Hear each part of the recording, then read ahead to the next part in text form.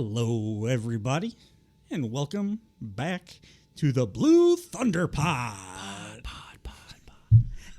I'm your host, Billy Sullivan, and with me, as always, the lovely and talented Dave Olinovich. Hi, Dave. Hi, Billy. It's nice to hear it twice in one day. And we are here. You're giving away actually, I guess I gave it away on the other podcast too. You're giving away the magic. We're recording 2 episodes back to back here. Both will be dropping. So if you're listening to this first, when you're done here, go check out our special pay-per-view bonus episode that will all be dropping at the same time. So that'll be up as well simultaneously. Go check that out when you're done with us here. That's listening right. to us talk about a very eventful week of North American televised pro wrestling. That read like a TV guide description. Yeah, I think very good. Getting better at this. Your go. vocabulary is just sharp. I just like that I get to hear I'm lovely and talented twice in one day. That's all. I talk good and I compliment good. Yeah. Teacher learned me good.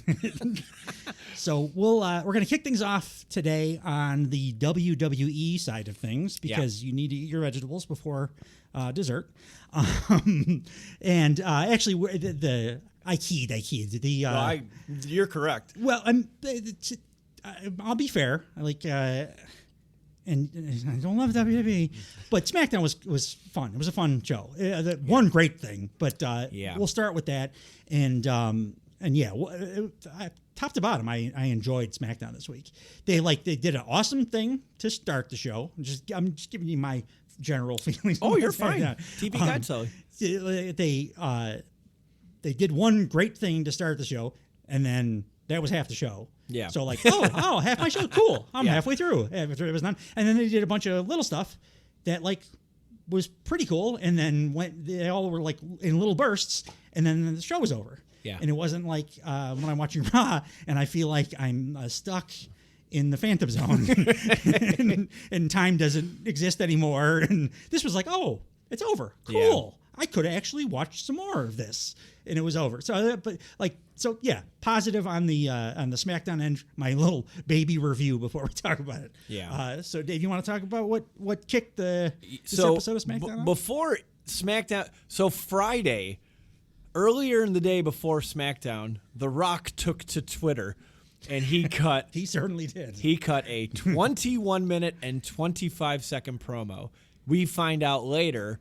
I believe Cody said it on Raw that he initially posted a 16-minute promo and then erased it and then gave us the director's cut, which made me laugh. That was a funny line.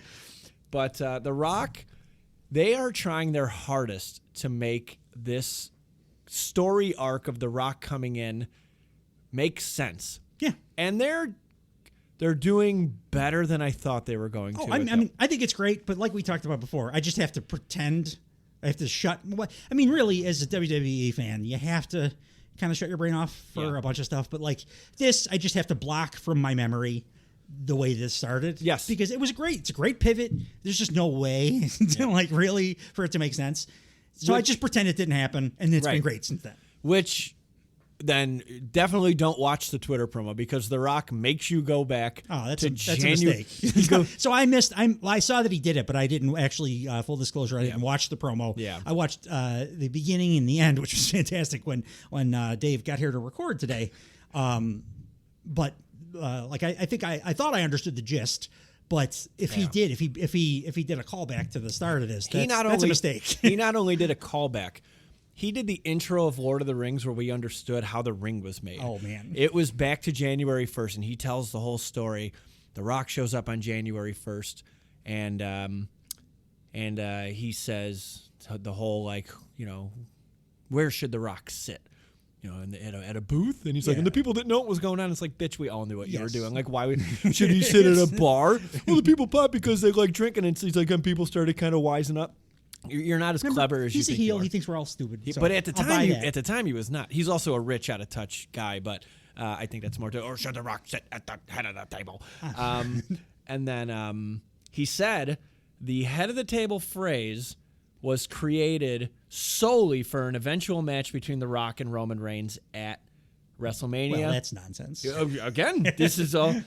Prior to that, he's saying it's been a busy week for pro wrestling. Wrestling is cool again after decades because of The Rock. I like that. He reiterated that. I like going. If you're going to be a heel, be a goddamn heel. And I like leaning into totally. Wrestling is getting cool again. Yeah. It's like we were just talking about it. Like it's the greatest time ever, maybe to at least since the late '90s, to be a wrestling fan. Just in general, quality wise, it's untouchable. Awesome. Right now. So and there's stuff that you can show other people that are not wrestling fans that are amazed by. Maybe not on this product, but wrestling in general. Yeah. And then like his thing is great, but him claiming that he who just came back like a couple of months ago is the reason wrestling is cool again. Yeah. When they've been both AEW WWE been like building towards where we're at right now for like a year or whatever. I mean, look at Roman Reigns is the reason wrestling is cool. Yeah, like he has been the chief, and then right on his tail. You have Cody who pumped fucking gasoline all over it and made it even Cody, better. Was able to reinvigorate a character like the white meat babyface character in a way that I didn't think was still possible. In an organic way without shoving it down our throats like Hulk Hogan had to and John Cena had to. But The Rock is just saying everybody who doesn't like that he's back, if they're a Cody crybaby. And he called Cody crybabies grown-ass men who think they know it all when they don't know shit. Rock was using some colorful language on the Twitter platform. I mentioned to you when you had me fire through this the internet promo. I'm pretty sure Rock just wanted to be able to swear, and he knew he couldn't do that on SmackDown. Yeah. So all right, I'm gonna get this shit out. Rock getting his shit in here. Yeah, literally getting his shit in. I don't know if this is accurate, but I did hear I heard it more than once that the reason he took to Twitter is because he saw the show format for the day and he wanted to talk for a long time, didn't get. There were reports saying that he asked for more time. Yeah, and so he went on Twitter and cut this 20-minute promo. But so he said the head of the table was eventually supposed to be for a match between him and Roman. That's Roman's story. He's like, no, that's The Rock's story. That's Reigns' story. And he said Cody's story was last year, but he shit the bed. Which, I mean, how do you not account, the Roman wins every goddamn match the same way. Right. So account for that. Yeah. He ran back I just talked about it, Where Should the Rock Sit? That was on New Year's Day, on the day 1/1/2024. And he's like, and the crowd went nuts. Cody wins the Rumble, and after Cody wins the Rumble, he said The Rock had a conversation with him. Rock said to Cody that he knew the biggest match of all time was looming between Rock and Roman, and Cody could finish his story another time. Cody agreed. This is all narrative that he's trying to say, right? You pretend that doesn't happen. Then he says, Cody says, Rock, it stings, but I want what's best for the business. So he's like, Birmingham, Alabama, the Rock and Cody agreed that Cody would bring The Rock out, and when he came out, Rock whispered in Cody's ear, let's put on the biggest WrestleMania of all time. Let's do it for the American Dream. Let's do it for the Soul Man. And then Cody left the ring, turned back to look at The Rock, and he didn't give him hey, go get him, but he looked at The Rock I'm about to cry. Sad, yeah. and The Rock said, he didn't give me the go get him look, but a look like The Rock went out and ran over your goofy ass dog. Rock was very His funny. dog is beautiful. It's a beautiful dog, yeah. Phoenix Pharaoh? Yeah. Pharaoh. And then he said, sometime between that moment and Las Vegas, you changed your mind. And The Rock was fine with him changing. He really dug in that hard on this. That's why I need to cover it beat by beat. So, because then we don't have to really go into what he said on SmackDown, because it was kind of like the. But he didn't touch any of this. I thought SmackDown was almost perfect. Yeah, his thing. Maybe this was the dry run, right? He said The Rock was fine with him changing his mind because he had a right to, because he won the Royal Rumble, but he wasn't okay with how he did it. And the way The Rock says how he did it, he said he didn't pull The Rock aside privately before the show to discuss, and then they show The Rock and Cody talking prior to the press conference. You should have did it then. He's like, no, you waited until Roman announced that he's facing the. Fucking Fellini direct this promo? Jesus Christ. There were timeline shots that were which is why it was a 21-minute promo, but it went by really fast. To quote my boy Swerve, do less, my man. Do less. So he certainly did not. But he said Cody waited until Roman announced he was facing The Rock. The Rock came out, and then they showed the family tree. They did their blood oath. They did their their predator handshake. Did he bring out the family tree from the press conference? The big one, the giant one. Yeah, that's the one. Did you ever notice in the middle of that, the thing that connects Rock's side of the family to Roman's side of the family is a blood oath, not actual blood. Very top of the family tree, the middle is like a blood oath that they're long distant cousins made to each other in like 1940 or something. Is that like in Stand By Me where they rub like bloody hands together, or was it I had My Girl or something? Probably, yeah. They probably slaughter a wild pig or something because it's Samoa. Oh, so that makes them family. He said Cody interrupted and said it was bullshit. Cody said it was bullshit. He did. I saw it happen. He said The Rock's at his tipping point is when Cody called the family lackeys, yes men, and goons, and looked at Roman and Rock and said that their grandfathers would be ashamed. I mean, and then The Rock slapped him. He softly slapped him. But that is the moment that The Rock keeps bringing up, that he said, Cody, you disrespected my family. Just by saying they were lackeys, yes men, and goons, and their grandfathers would be ashamed. Yeah, the grandfathers being ashamed is not really disrespecting your family None as much of as that. you directly. Yeah. Also, too, lackeys, goons, and they are. yes It's a men, bunch of solo Sokoas. by almost definition. Like Yeah. they are henchmen. They are foot soldiers, right? Dave, I'm kind of feeling like maybe Rock would have been better off not Saying doing this nothing. this part of the promo. That's Just why keeping it to the TV one, because that one went swimmingly. But you have to mention. I wouldn't even bring it up. But I'm glad you brought it up because but it comes context up on, is necessary. I'm actually going to go back and watch this now, which I wasn't going to before because I need this context. It comes up on Raw. It's referenced by Cody Rhodes and Seth Rollins on Monday Night Raw. That's the only reason I even bothered to look at it. So, and again, I'm not like... I'm glad you did. Yeah, I'm not a big, like... And I've said this so many times before about, like, especially the Young Bucks and being the elite on their YouTube channel and furthering storylines online when they don't reference it on TV. This time they did. Yeah. So, like, I felt like the need to...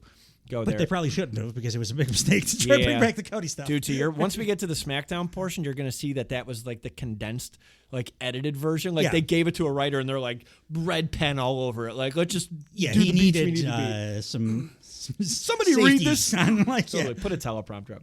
But and then he said after he slapped Cody, Cody's new best friend. The Walking Clown Show stepped up. Rock says to Seth, he should mind your own business, stay out of it, but Seth couldn't help talking shit. Again, when Rock says the swears, he's swearing.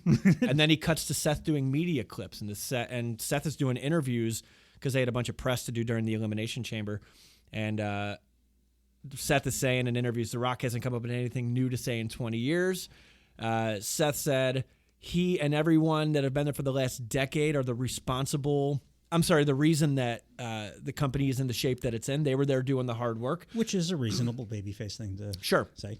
And The Rock can come in and take his piece and go back to Hollywood because we don't need you, big guy. So then back to The Rock. I get a little cringy when Seth does you're not cool anymore. And then like, just you're not cool anymore, and then The Rock comes out to like the most thunderous ovation I've ever heard every single time. Like, people laughing their ass off at everything he says. He's like how we were just talking ad nauseum, or if you haven't listened to it yet, we will be talking ad nauseum about how special Will Ospreay is. Like he's just doing what other people are doing, but like in such a great way.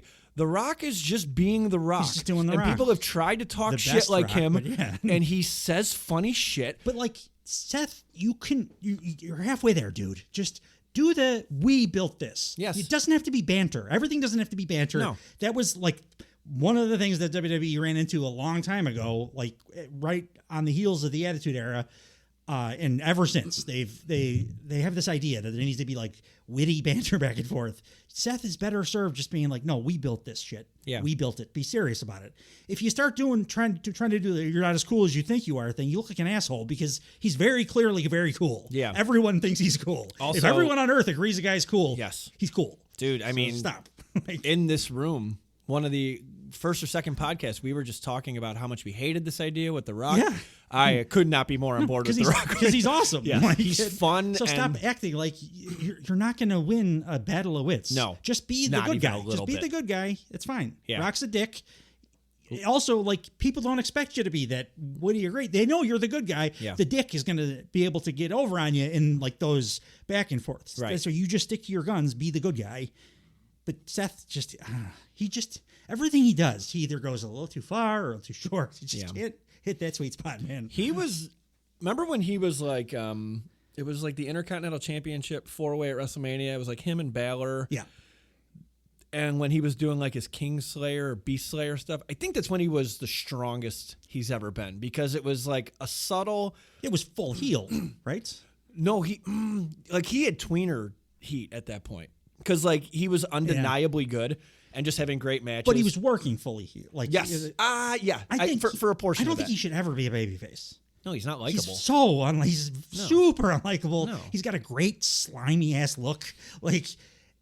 He's also like, he's got the girl, and she's a pretty girl. Yeah, like exactly. there's Like, big popular. He's like the chosen one. Yeah. I feel like legit chosen one of the company. Yeah. Like, be that.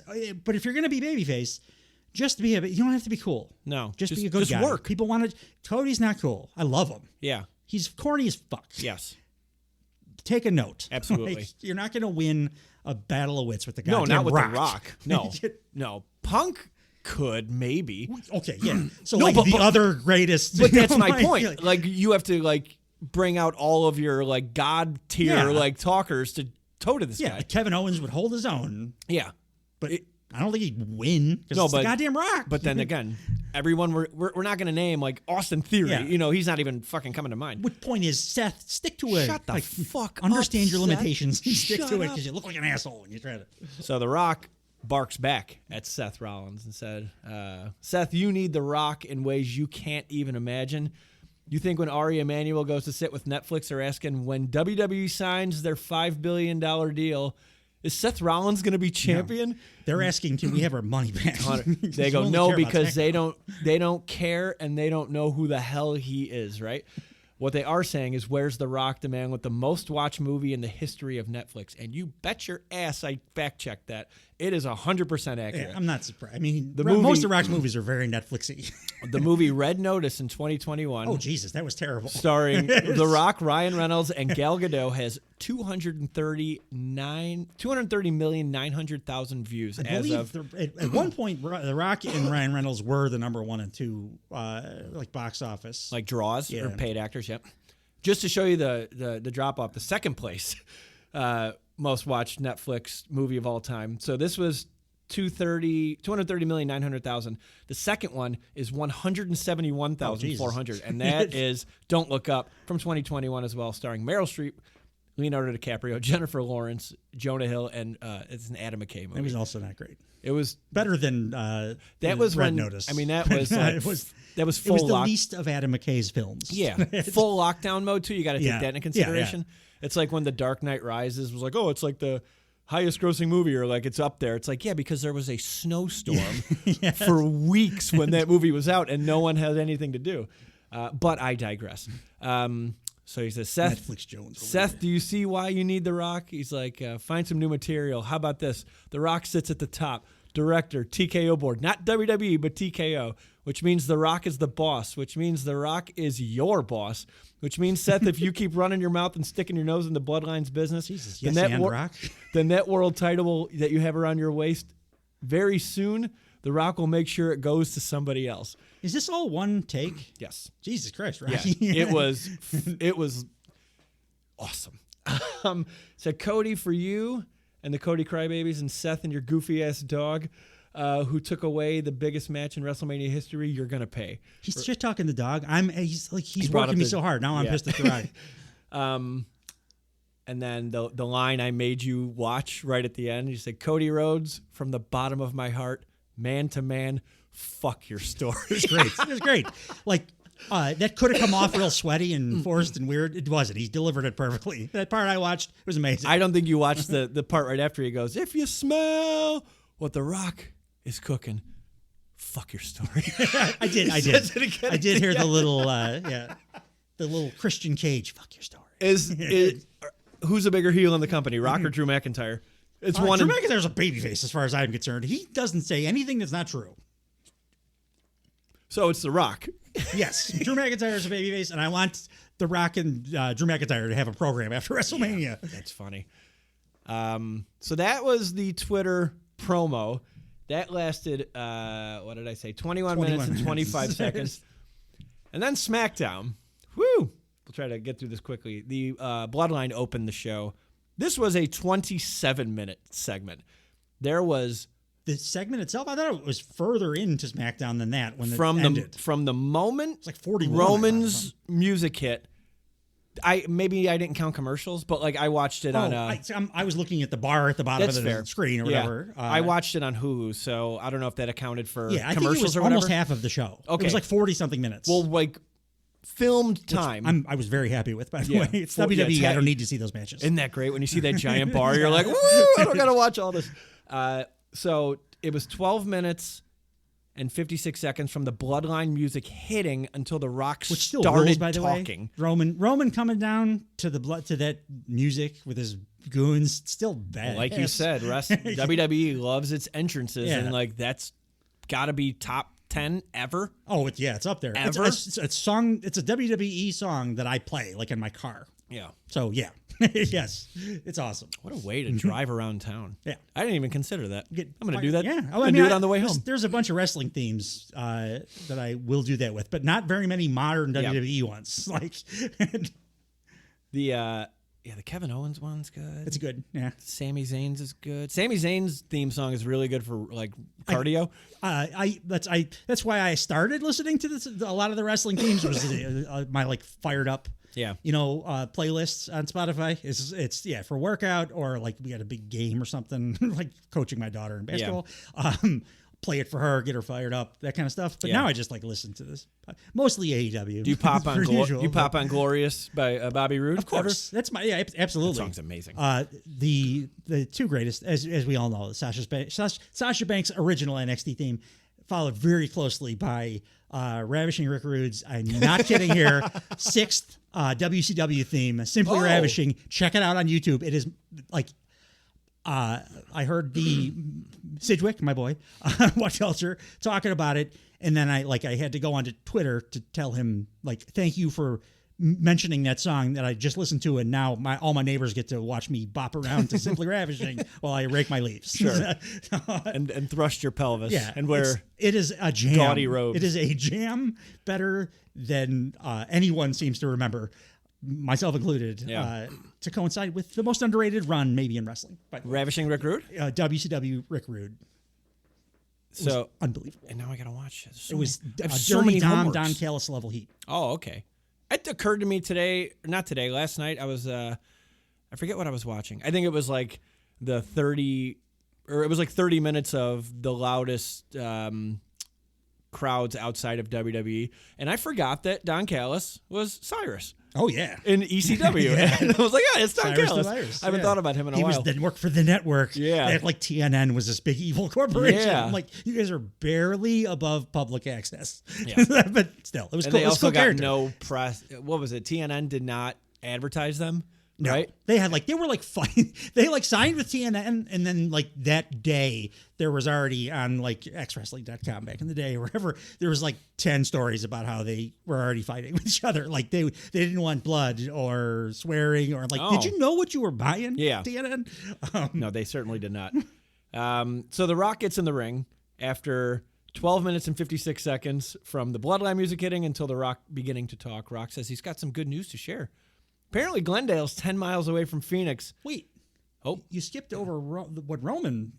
Oh, yeah. I think it's important. So Roman comes down and. That's fair. I did. Because it's story-wise, it all adds together nicely.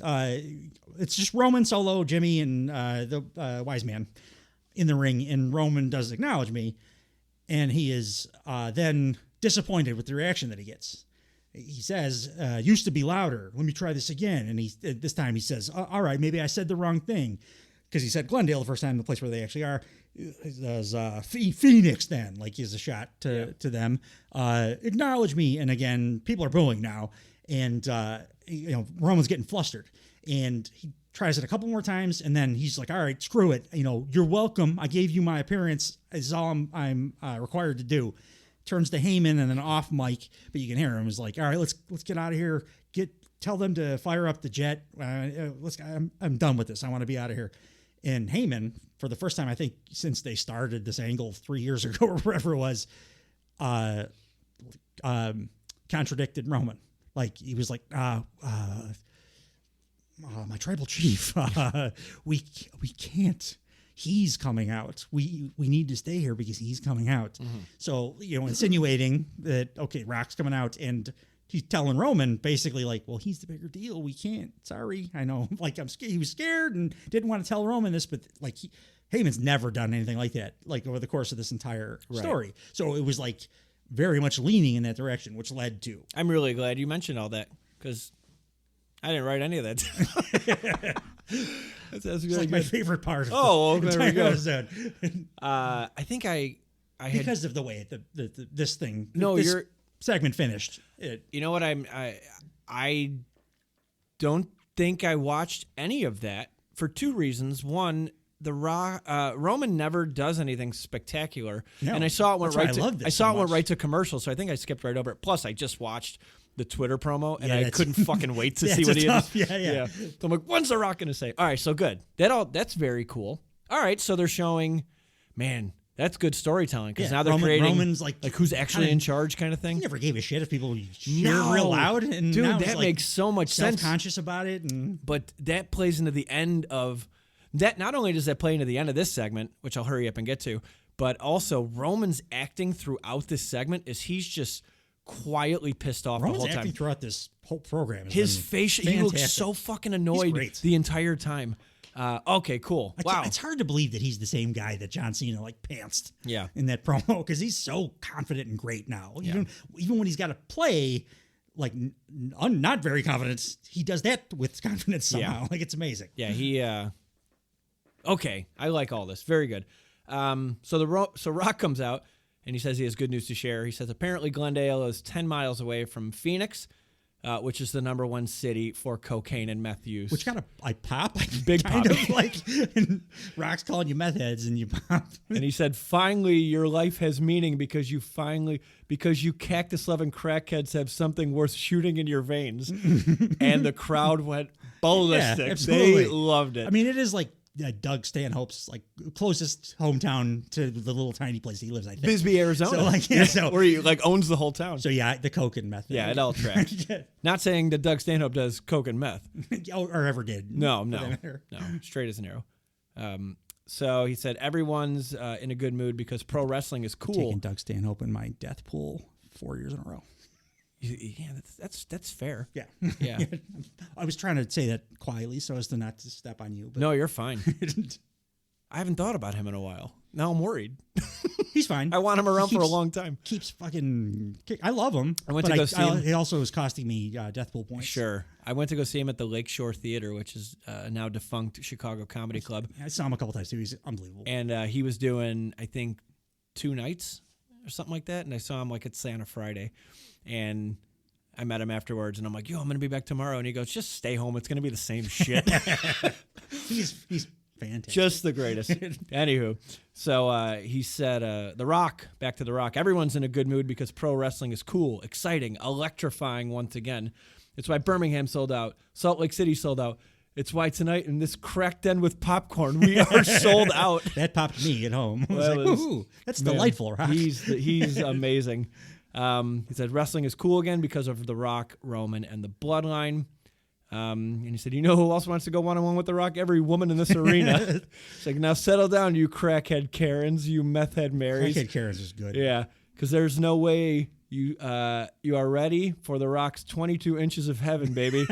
And then he was like, it's not. No, he goes, no, not that. Keep your mind out of the gutter. The Rock isn't talking. He didn't say not that. He's like, oh, no. It's not the Holy Moses. Yeah, which is apparently what The Rock calls his cock. He's talking about his arms, obviously. Brock brings up a good point. Why is he challenging The Rock? Oh, so The Rock brings up a good point. He says, why is Cody challenging The Rock when he has to focus on a match with the most dominant champion in the history of WWE? Good point. It's a fair point. It's a fair point. It's a very fair hasn't point. Lost in 4 years or something. And then he counters Cody's one-on-one challenge with a tag match stepped up for WrestleMania Night 1. Yeah, I like how he just pushed past the one-on-one. Yeah. So he said, I'm a businessman, I counteroffer, which felt... So we'll reverse this in a second, but the whole spiel is... so it's going to be Rock and Roman Reigns versus Seth and Cody Rhodes on Night 1 of WrestleMania. Which I think is the right move. Well, it was going to happen. They were heavily insinuating it, but like you couldn't do Rock in a singles. Fuck no. I don't think. No. Like that was the thing I was super scared of when this all started before The Rock got awesome again. Absolutely. I still am worried that a 300-pound like actual bull on steroids version of The Rock is going to be able to get in there and give us 12 minutes. I don't want that to happen now because I'm enjoying the shit out of The Rock and I want him around for a long time. match is the perfect way to do that. Yeah, protect him. So if Seth... How much older is Sting than The Rock? Bass player Sting or wrestler Sting? I'm only talking about bass player Sting now that now the wrestler Sting is retired. Well, how old is The Rock? The Rock age. No, not The Rock agency. What is that? Because The Rock last time, 11 Rock years is ago, 51 years old. So he was 40 in that comeback against when he came back to wrestle Cena. Is my age. Jesus Christ, my he age. blew up so fast, man. Yeah. So not gonna go great if he tries to do singles again. Sorry. All I'm hearing you but say. I digress. All I'm hearing you say is the next 14 years of my life is I have to buy so many new clothes because I'm about to You're gonna bulk get up. so swole. Yeah. That's great. You get that human growth hormone he's got. Start cycling that shit like he does. Nope, it's tequila and power pancakes. That's all that's making him bigger. But anyway, so Seth Rollins, if Seth and Cody win the tag match on Night 1, the Bloodline will be barred from ringside. If Roman and Rock win, then it's Bloodline rules. Anything goes. And The Rock says Which I assume is Judy Bagwell on a pole rules. It has to be. How hard? I mean, dude, right? how fucking hard would you laugh if Night 2 of WrestleMania rolls around and they just have an Easter egg somewhere far in the corner, fucking Judy Bagwell in the cage. I thought you were going to say they book it for Night 2. I'd be like, I was going to say I'm going to go to one of the scalper ticket sites and buy $2,000 nosebleed seats to WrestleMania. Just to see Judy Bagwell. What a scavenger hunt item. Find Judy Bagwell on a pole.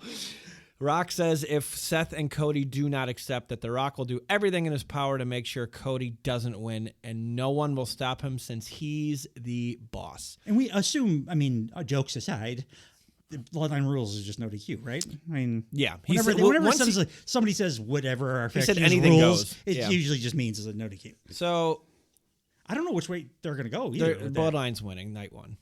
You think? Yes. For sure? Why would they ban the Bloodline from ringside? That takes away all of the character work. They also have banned the Bloodline from ringside a bunch of times, and they just still come out because there's no... Historically, there's really no stakes in WWE because you can just do whatever you want. I think given how lack of a triumph it's going to be when Cody wins because of all this tomfoolery they've done. That's why I really want it to be... whatever happens, I'm fine with. Just nobody touch Roman. No, but I think he needs a higher mountain to climb, and I think having Bloodline rules, if he's winning Roman's match. This is putting a great challenge in front of him. Yeah. Totally. Yeah. I just don't want it to be like diminished. No.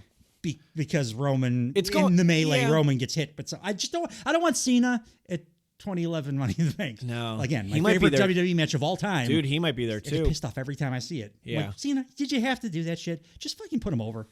That's what I'm afraid of. You're not wrong. Cena said he's available for Night 1. Someone asked him on an interview. He's like, I got nothing to do April 6th or whatever. That dude is a cyborg. I like Cena now. I love him. Because he puts he's a everybody weird over. Man. Yeah. Remember when the Miz did that super scathing, brutal takedown thing where he impersonated John Cena at their lead into WrestleMania? Yeah. It was it's when Maurice dressed up like Brie Bella, right? And they Maurice was like, "You're not Brie like, Bella, the other one, just Nikki Bella." Brutal. She was like attacking Nikki Bella for like shit she was probably really actually worried about and self-conscious about. Like, he doesn't really love you. You're never gonna have a baby. Look at my wedding photos. And then Miz doing like, I'm a robot. It was like, I'm not capable of love. It was the biggest takedown I've ever seen in wrestling history, and nobody ever talks about it. No. It's Miz is good. Like every he's good at everything but wrestling. He's serviceable. That's about it though. But that's not good. It's serviceable. No, it's certainly not good. If you have a career as long as he did and you haven't done as much as you should have, he has not had 2 great matches in 15 years. No. And like him and Dolph Ziggler headlining that pay-per-view for the IC title That's the one. Yeah, and like because Dolph Ziggler bumps his ass off for everybody, and he makes everybody look amazing. Yeah. Like, oh man, can you imagine Ziggler and Ospreay? Woo, doggy. Oh man, woo, doggy. How long is Dolph signed with? He said he wants to fight. I know. I don't know. No, you know what? No, I need to put a barrier for myself up and stop. I said Ospreay was the last guy that I wanted him to sign. I lied because now the guy that let's just move on. We'll just keep talking about WWE. Yeah. I have to backtrack and talk about since they're trying to make this a continuity thing, which they beat us over the head with this week on both shows. We got to talk about continuity in this decision making. So, first, it went The Rock and Roman Reigns. Even before that, Cody is stepping aside, giving the match to The Rock. Roman picks The Rock. Moments later, Cody says it's me and Roman. Then it turns into, I think the next thing was Cody wants to fight Rock one-on-one. Right? There was nothing in between because it was the slap, and the slap led to the challenge. Led to the Cody challenge. I want to challenge you one-on-one. And then the next thing was Rock says... His counteroffer, his businessman counteroffer, right? Businessman, literally what just happened on SmackDown. I do not accept your one-on-one challenge, but instead, I'm going to give you the most favorable stakes in your position I can drum up. It makes no fucking sense why he offered these terms to Cody Rhodes. It makes no sense, and I normally wouldn't care. Maybe he's so confident that he knows that they're gonna pull some bullshit and cheat and win. And if it's bloodline rules, he probably sees it as like that's an impossibility for even the plucky upstart Cody Rhodes. But they have to win. Okay. Even though every Roman match is basically bloodline rules because they cheat with the bloodline every match. I'm talking about with the potential psychology from Rock's perspective. That's the only thing that makes sense. They're so hyper confident that they're going to win. Say that then. Yeah. Say there's no chance for winning. I'll tell you what, if we do lose, we're not allowed at ringside. Be the arrogant kind. But they didn't. They didn't say it. And I'm watching it this whole time going, why? Why would you offer that when they're going to be at ringside anyway? Yes. So it's like a moot point. Like it's just I guess it steps up the tag match a little. It didn't need it, but I guess it maybe. I don't fucking know. It's WWE. I give them way more lenience than I do. They over prepared in one area and drastically overlooked. They crushed it in the area that matters to them, which is the Rock being super charismatic. Right. And the next part, which, dude, fucking Roman goddamn Reigns. Awesome. As I alluded to earlier, he was making so many good facials throughout this. And at one point, they got a poster shot where The Rock goes behind Roman and Roman looks over his shoulder. I'm like, oh, that's the cover of a VHS, absolutely, a Coliseum home video that I would have bought. So he's stink-eyeing him the whole time. And The Rock's about to do, if you smell. And Roman Reigns puts his hand on The Rock's hand that's holding the mic to stop him. The Rock does the bend down thing he always does when if you smell before he, stands up straight to do what The Rock is cooking. Before he can stand up, you just see a hand come into frame and hold The Rock's arm down so he can't do the stand-up thing.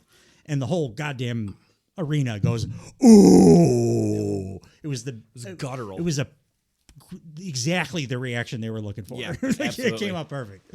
And then, I didn't write down what he said word for word, but what Roman said, Rock, I need you to acknowledge me as your tribal chief. It was, and the place goes ballistic. Yeah. Because I'm at home going, oh! Yeah, I'm like, holy shit, they're doing that now. So cool. And then The Rock takes his shades off. Yeah. And the place goes ballistic again. Yeah. But it's the first time since he's gone full old school Rock heel that I've seen his eyeballs, I think. Yeah. His beady little eyeballs. But he does. He acknowledges him as the tribal chief. And then he says...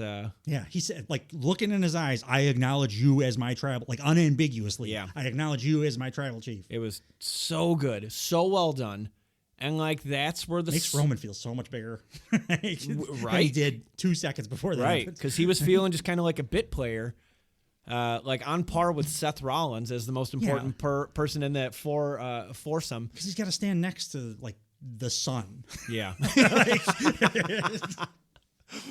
And then they do that, and The Rock goes back to, he's about to, do as if you smell what The Rock is cooking, but right before he does, he goes, now go home and smoke some more crack to the crowd. They do their pose. The Rock does the L with his one hand. Well, he does. And then he tucks He does do if you smell. He goes, if you smell. Oh, yes. Big pause, hands the mic to Roman, who says, what the bloodline is cooking in his Romany way. That's right. cool, too.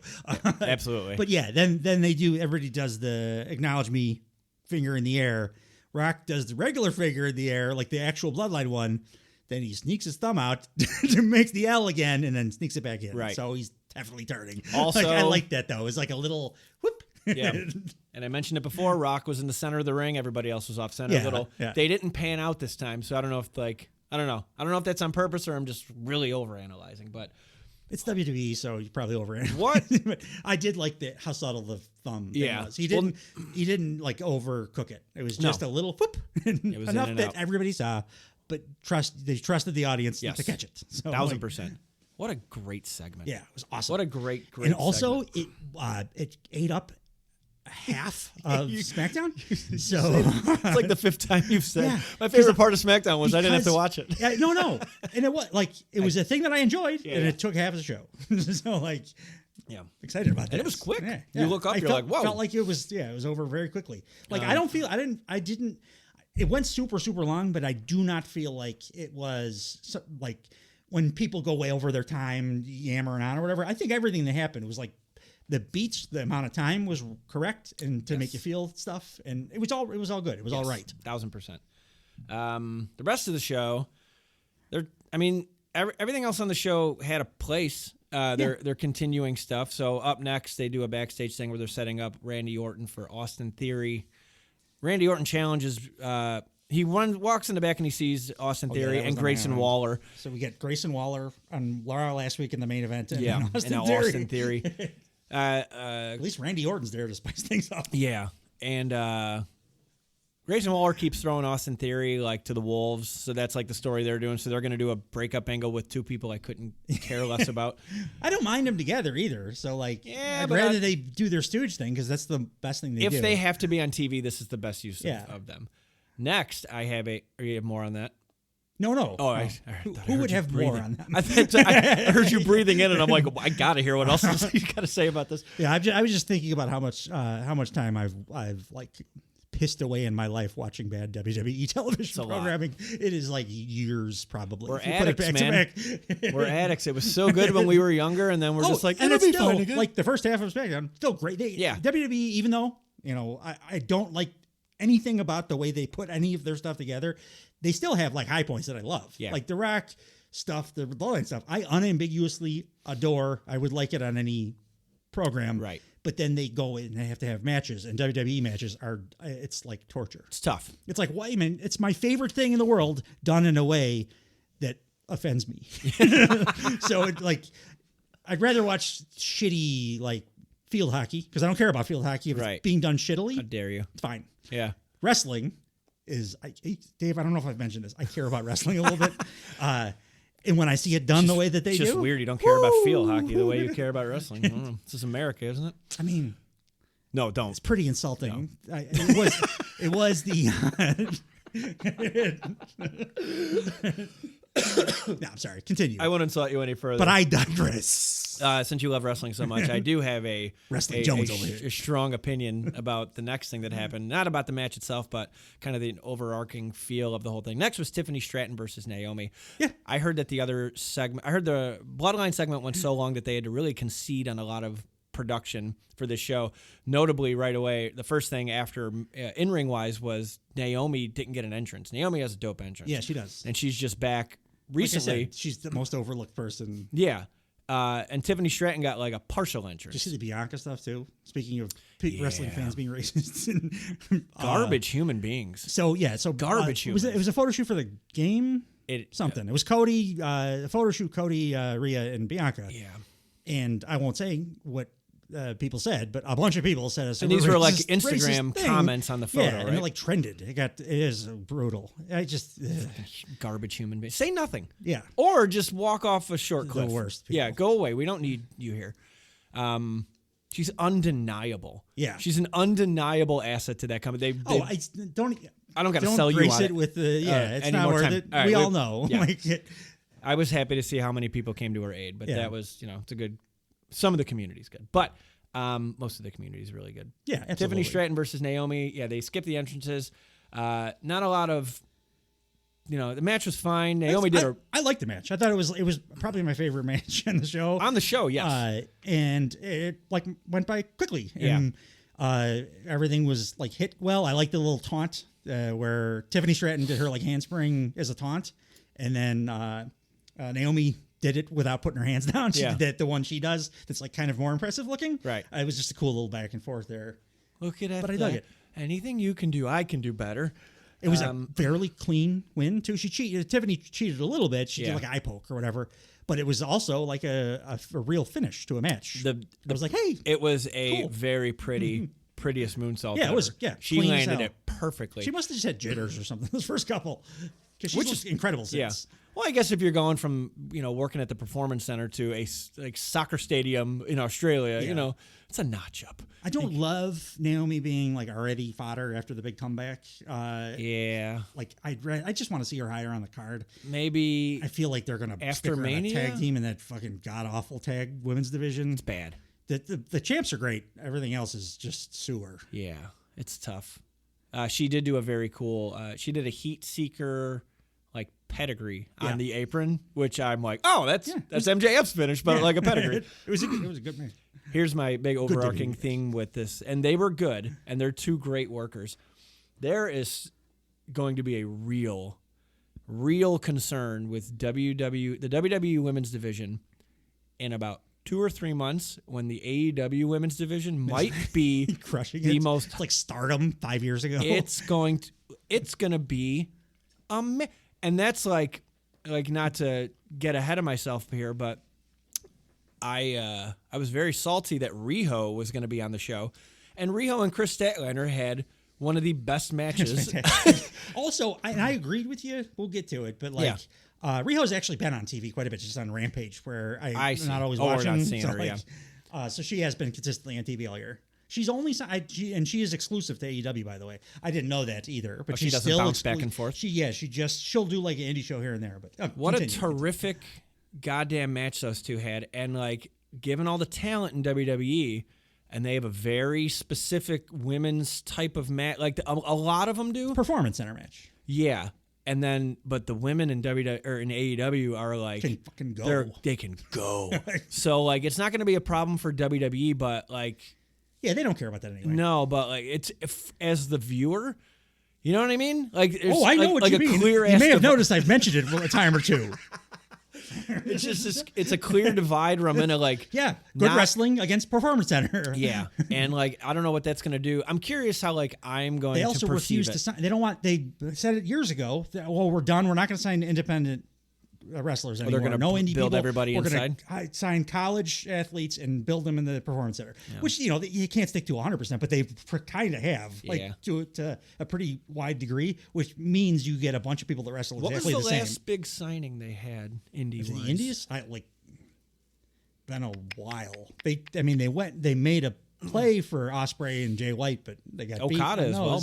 Okada too. Did you see what he got? I texted you, right? $13.5 million over 3 years. Yeah, big money. Yeah, it was. Was it 2 billion yen? I think it was. I read that first. I'm like, what am I? And then you got to get your Google converter out. That's our third episode. This podcast where we mentioned yen. By the way, we're cultural. So yeah, I was just watching this match. I'm like, these are two women I like, but then like, it's just gonna be a turnoff for me. I think once Britt Baker and Mercedes shows up, Chris Statlander's been crushing, Sky Blue's crushing, Queen Amidala. Jamie Hayter might be my favorite of all of them. She hasn't come back yet. So, but like, it's just like a murderer's row of women that are like not even there yet, and like I'm just looking forward to it. So I hope the ladies in WWE consider this as competition and like try to, I don't know. It's possible because like Asuka and Kairi Sane are having awesome performances. Yeah, they just are awesome and have always been awesome. They were awesome in Japan. They were awesome in Stardom. Like, I just want the tide to raise all boats, like in women's wrestling. So hopefully.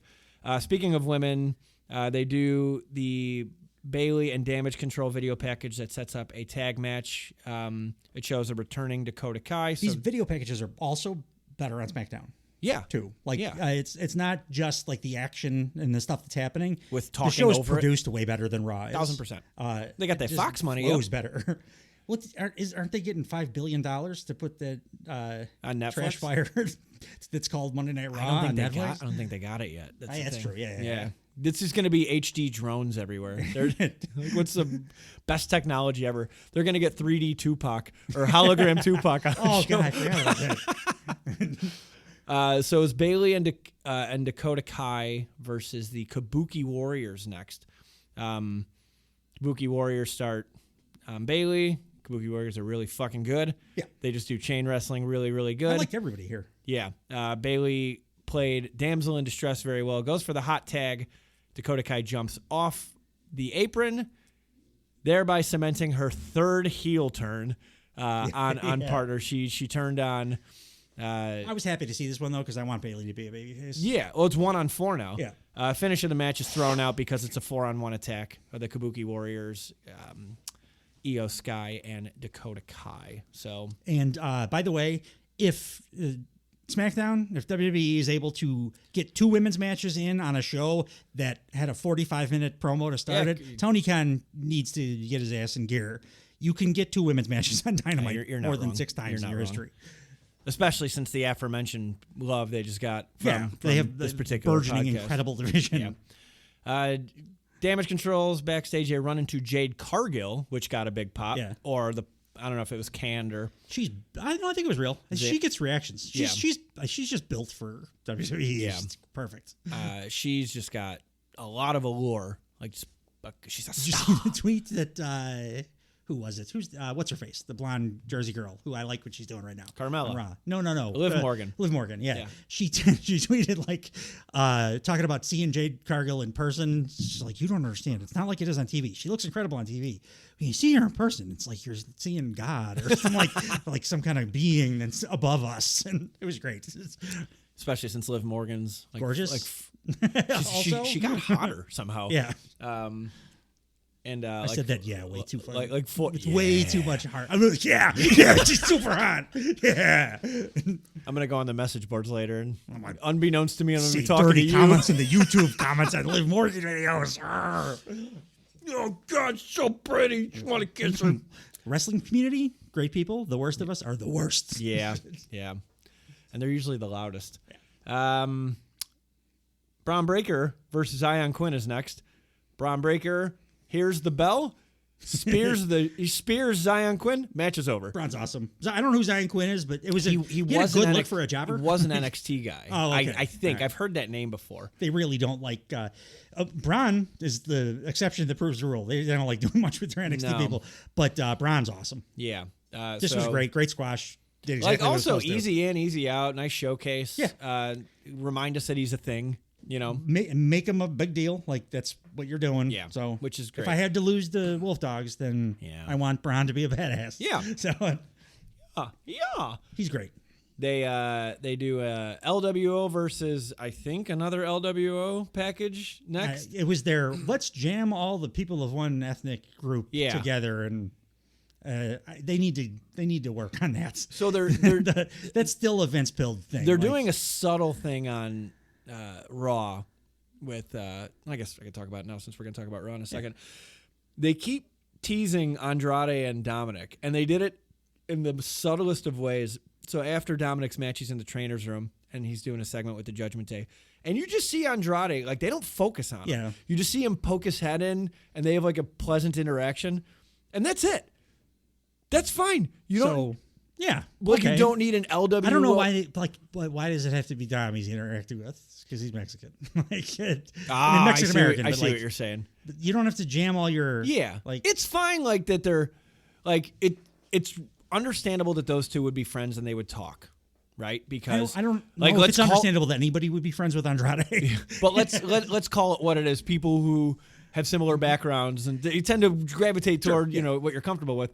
So I don't mind that unlike all the other wrestlers that are around nonstop. Yeah, but like I don't mind that the Mexican guys are I talking have to no each other. problem with it, But really. I agree with you, and I had that gripe. Like we don't have to put every version of that in a stable, fighting another version of that in It another also stable. Diminishes if people are similar. You Yeah. put them all on screen together, Right. It diminishes all of them. It 100% does. I haven't seen a wing clipper from Angel Garza in a long time. I used to love that finisher when they were pushing him real hard. Anyway, It has been a minute. it's been a hot minute. They're setting up this video packet, or this video package is setting up Santos Escobar versus Carlito in a street fight.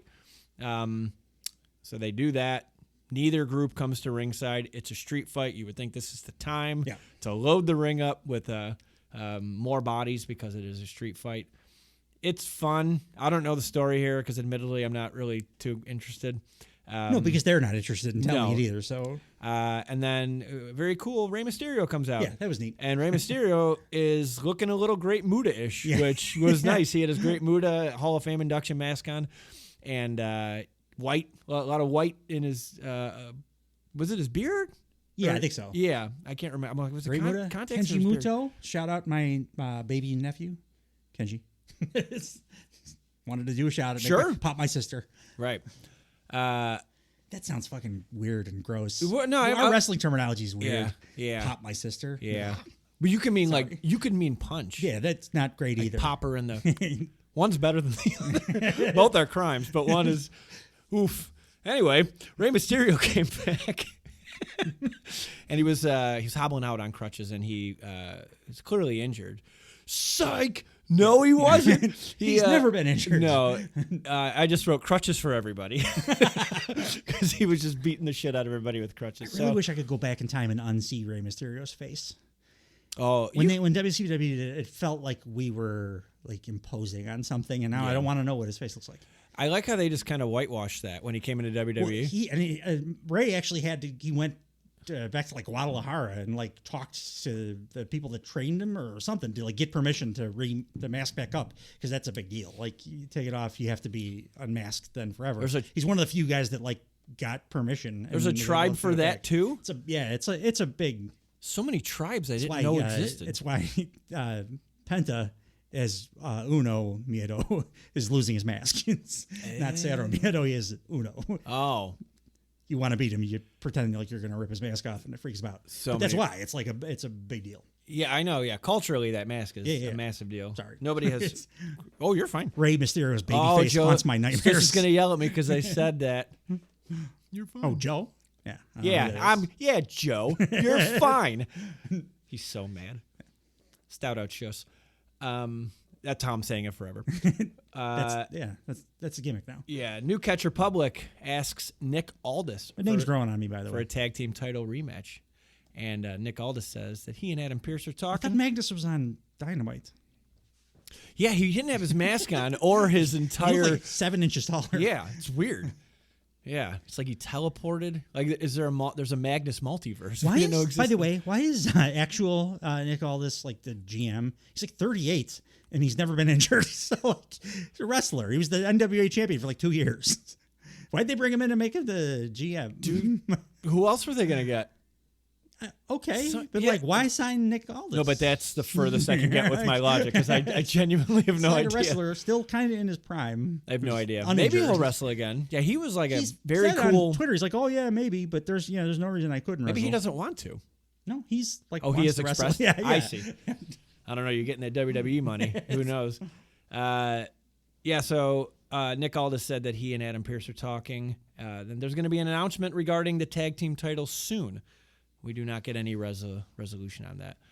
They go back. LA Knight's looking for AJ Styles in the back. He's not there. I wrote nothing else.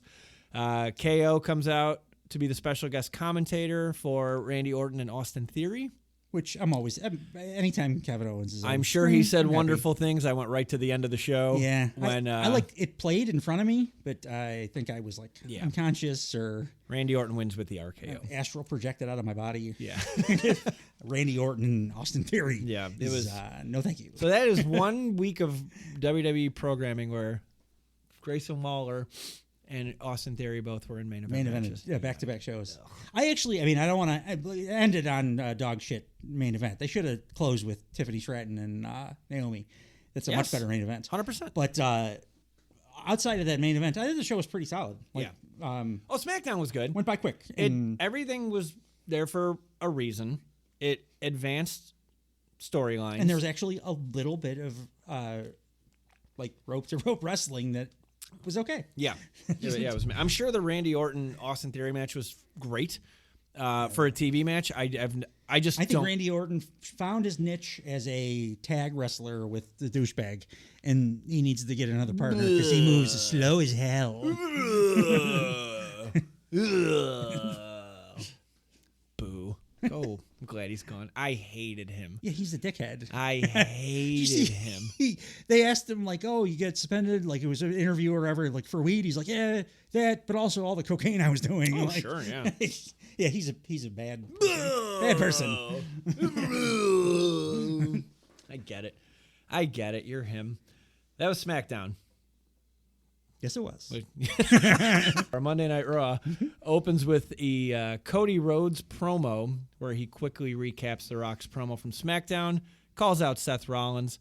Cody said something I didn't love. Just like I like when the passion matches the action. Sure. And it's like how I was just saying, like, oh, The Rock really got pissed off when Cody said, that his boys were lackeys. Like, that doesn't warrant the anger that I think you're displaying. Like, it was a way to get there, but like I get that. It could take you out of it if you're reacting to something in a weird way. So Cody does that. He said Cody didn't change his mind until he saw the PowerPoint about why their family is better than everybody else's family. I go, so you were backstage and you were like just totally fine with all this happening, and then you saw the big tree and you're like, fuck this. Yeah, you're right. Yeah. So he's saying that it was like a spur of the moment decision. That's exactly how when he said came it. out onto stage. And I'm like, no.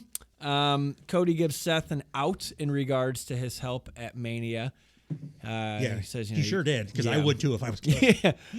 Seth said he has to finish his story too. And then he says, 10 years ago, the Shield wanted to take power from the top and give it back. The Shield wanted to take power from the top, and Seth wanted to give it back to the people, and Roman wanted to keep it for himself. I do believe, if memory serves me, Seth Rollins broke up the Shield and joined the bad guys. Even. It's one of the biggest heel turns in wrestling history. But he wanted to give the power back to the people somehow. Nothing he says makes sense. Nope. Nope. If you Men in Blacked everybody prior to this show, great promo. Yeah. But you have to understand, we know the canon. We've been watching it forever.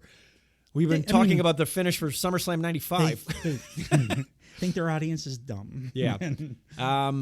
Seth says he's kind of over The Rock, and then he gives The Rock a new don't nickname. say some shit that just makes you look like an asshole. Like the Diarrhea Dwayne. Yeah, he did. I do. I'm going to give him. Dwayne. This is not. It's not like grace or credit. I do think what he was trying to go for. Yeah. Was The Rock makes up these dumb names like Cody Crybabies. So I'm going to do Diarrhea Dwayne. I know it's dumb, but that's the joke. But he didn't land that joke either. And it ended up being way worse because Diarrhea Dwayne is garbage. It's bad. But if you're going to put that over as I'm fucking with The Rock because The Rock does dumb stuff like this and this is the dumbest thing. Yeah. You need to get there with everybody understanding that. Yeah. Because he did not at all. No. Can I give you my notes from this segment? Before I stopped. Is there anything left? I'm sorry. Oh, I'm trying to push through it. No, Rollins because Seth comes out and we didn't talk about that yet. Rollins is medically cleared, and both of them are going to SmackDown to answer The Rock's challenge. Yeah, so Seth The comes Rock out dressed as a highlighter. Which I think McAfee actually made reference to. But that was it. So The Rock gives him a challenge for the tag match with the Stips on SmackDown, and they acknowledge that they were challenged, and then they're members of Monday Night Raw, but for some reason they're going to go to SmackDown. It's it was like the Bizarro World Evil version of the promo we got on SmackDown. Yeah. It's like the worst possible. My notes. Now I want to hear your notes. My notes. This is like before I abandoned notes altogether on the show. So for the first segment of the show, I got first note, Cody deserves better. Seth looks like a highlighter. Oof. Diarrhea, Dwayne, Jesus Christ. Yeah. Seth needs to go away. So I think that pretty much covers it. Yeah. That's it. Gunther fought We're done with Raw? Can we go on to Dynamite? This was actually fun. No, it was great. Gunther and Dominic. I loved it. This was actually like a positive. I would have enjoyed this on any show. Yeah. So right away, too, in the match, Michael Cole acknowledges that Sting retired last night. And they said, like, kick-ass match or something. Pat McAfee says, absolutely epic match last night. Epic match. He can't get another breath into his mouth, and Michael Cole is bulldozing past. I don't know if that was, like, timing. McAfee goes into business for himself quite a bit. But I don't care either way. It is cool. I think it's cool that they were able to, like, acknowledge and, like, Sting, even though they did him dirty as hell. Yeah. I keep seeing, again, the discourse. People like, oh, you think now that he's retired, Sting's going to do some guest spots in WWE? Like, no. Fuck no. No. They, like, treated him horribly. Yeah. And he, like, has openly acknowledged it. Like, he absolutely adores AEW at this point because they treated him so well. So 64 years old. But I'm talking about the discourse, Dave. It's a 64-year-old man. He somehow looked older in WWE, too. He looks like 40 years older. He looks like The Undertaker. And they did a cool thing in this match where they did the same chop spot that Kingston and Bryan Danielson did, where Gunther chops the ring post. What's that? I said, friggin' fat head. I'm joking. I'm messing with you. You called him Daniel Bryan, so I called you a fat head. I'm just being a dick. Continue. I am now going to just call him Daniel Bryan moving forward. But Gunther no-sold the injury pretty much. Like he let him hurt. He let him hurt it for like 2 seconds, which was the right move too. Yeah, because he's a powerhouse. Dominic bumped like fucking crazy for him. Gunther chopped the shit out of him. Dom was chopping him back. Like it was a very goddamn entertaining match. Yeah, like Dom struggling to try to do it, and then they worked the most classic possible big scary monster kicks the shit out of a little weasel. Yeah, it was great. It was very satisfying. My favorite thing Gunther's done in a few weeks too. So credits to Dom. Like you said, he bumped his ass off, filled his role exactly like he should. Yeah, I thought it was super fun. Absolutely. By the best thing on the show by a million miles. The finish was Gunther does a power bomb right into a Boston Crab and pretty much an immediate tap out from Dom. Somebody mentioned that Michael Cole I didn't hear it, but multiple people confirmed that Michael Cole called the Boston Crab the Walls of Jericho a couple of times recently by accident. And I'm like, that fits in line with them acknowledging on air, Sting's retirement and also that it was a epic match, which it absolutely was.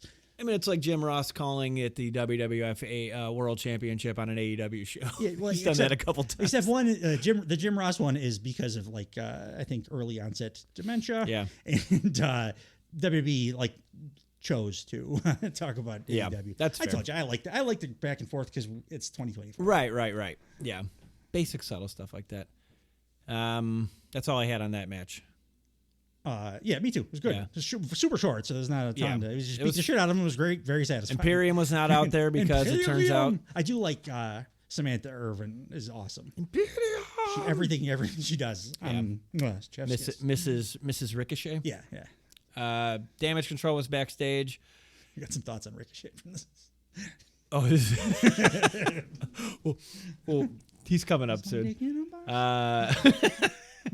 Damage Control was backstage. Adam Pearce is like, why are you here? They're here to scout Shayna Baszler and Zoe Stark. And then Nakamura walks up to Pearce, says that he needs to talk about the IC title. Pearce says he has an announcement later tonight about the IC title. How's that whole Yeah, thing? that's super exciting. Yeah, I'm stoked. The GMs get that's actually a realistic thing. Like they get interrupted by everybody all the time. Yeah, which do. would They happen. sure do. Which would happen. Doesn't make it Yeah, entertaining. you know what you do? Stop making matches like that. Yeah. Book a show like a normal person. Yeah, not Ahead on the of fly. time, and then Say, advertise now it. that you mention it. So up next was Shayna Baszler and Zoe Stark versus Kaden Carter and Katana Chance, which was definitely her birth name. So I just wrote poor Shayna. Women's tag fold this division. Those are my notes. Yeah, I feel bad for Shayna. Her partner, Katana. Zoe Stark? Or Zoe Stark, rather. Yeah. I think she's got some potential, too. She seems like decent. I think she was good in NXT. She was really fun when she first came up, and she was inserted into the Trish Stratus, Becky Lynch stuff. And then, like, she just, I don't know, fizzled. Like, maybe I can't not. imagine how. I can't. In the women's tag division. Well, yeah, not to her fault, but, like, it's a really. No, they just book it terribly. Yeah. They WWE still treats the women's tag division, the entire tag division of the company, to some degree, but very much the women's tag division. They still treat that as like, we're going to put the people that we don't know what to do with, stick them together, make them a team, 100%. We should be past that. At this point, tag wrestling's awesome. Yeah. So book it that way. Yeah. And they at the top they have with Sammy and KO and Judgment Day is a good, real tag team, feels like a tag team. They're not awesome, but they're cohesive and it makes sense. But the women, it's just we don't know. People that we don't know how to get on TV, we're just going to stick them in. Absolutely. And you end up with matches like this. Yeah.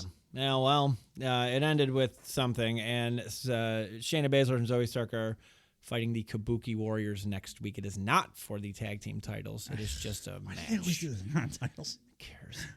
So you're ruining the potential match because we're going to see it already, and it ain't going to be FTRBC. So but that's also ruined, and then also you didn't have any stakes. No, but also too, give me a third not title holding women's tag team in this company. So it's like the top two, the only two fought, and then the winner gets to fight. They just don't have a division. The one I could have named broke up on SmackDown. Yeah, 100%. I just don't. Whatever. Judgment Day was backstage, and all I wrote was that they're hinting at an Andrade and Dominic kind of pairing. Next was your favorite match of the evening. Becky Lynch versus Nia Jax. Yeah, I mentioned this when we were watching the pay-per-view, but I think you were convincing me that Becky Lynch is not that great.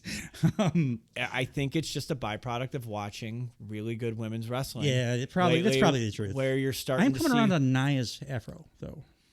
It does fit her. I hate everything else about her, but I for the character or whatever that is that she's going for, I think it goes better than the J-Lo weave. Right. Yeah. The nicest thing I can say about Nia Jax. Yeah. She tried a lot of Samoan drops. She big fan. She sticks to her guns on this. My notes on this entire match were whatever. I got actually kind of like I actually like Nia's do. I was like, what the hell was I? Yeah, same thing I just said. And also that Nia Jax at some point, I don't know who won. Aliens could have come down and abducted both in this match, and I wouldn't know what happened. But I did see Nia Jax went to go she had Becky in the again Samoan drop position. Went to go try to slam her against the ring post. I think they were on the outside. Missed by 4 feet. And Becky just fell to the floor. And then Cole's like, Becky gets slammed off the ring post. I'm like, the fuck are we? We just not even trying? What are we doing here? What? You just tell me something happened?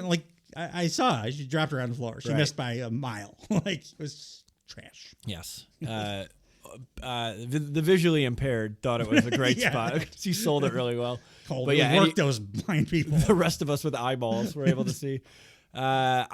I also don't know how it ended, and I didn't want to go back to. No. All I know is that Liv. I think my TV is set up to break if I ever rewind to rewatch Nia Jax doing anything. One thing I do like in this little feud that they have going on here is Liv Morgan, because she interfered. Yeah, I like her. I like the thing she got going. She did it in response to Becky Lynch doing it to her last week with her Nia Jax match. So she interfered, It was a bunch of who gives a shit. They're probably setting up for a 3-way at Mania. They come back from commercial break. Backstage, it's Becky and Liv. Do you think you're going to do a 3-way with Liv? What are they do? Well, why are they doing? I like that she's got a thing going. It just feels like, I don't know. But It what feels are like they- it diminishes the Mania match because that's like a big deal. So match. why are they doing all this work with her right now, this close to Mania, if they're not going to do something with her? They're telegraphing a 3-way, but it doesn't make sense to me. She's going to be on the show. Diminish the. Yeah. I mean, is it maybe it's less of a big deal than I'm thinking of it. But if you look it's at like your previous biggest name you've ever had against your current biggest name you have in the division, and it feels you just do that at 1-on-1. But it feels cold, like just with it really does. And I'm more excited about what Liv's doing than the story. Just from her promo when they came out one by one, they did their promo train and they talked about why they deserve to be there. Liv had the most compelling goddamn argument of everybody. She's actually got a cohesive, cogent story. Yes. The other ones, I'm not even sure why they're like fighting beyond Elimination Chamber. Because the man has to collect her debts. Yeah, it's a bunch of catchphrase and catchphrase back, and then that's it. I saw Kill Bill too, but I did like I like Becky's outfit kind of. Why did cutouts? But like, so yeah, I like the Liv thing, but like. Am I wrong? Is it you're diminishing your big 1-on-1 thing that everybody like dream booked? I don't know if any, but like here's the thing: I don't know if anyone's like stoked to see that. Whereas, like Becky's still over. Yeah, Becky's still over, but like we've been talking, like, is that going to be a good match?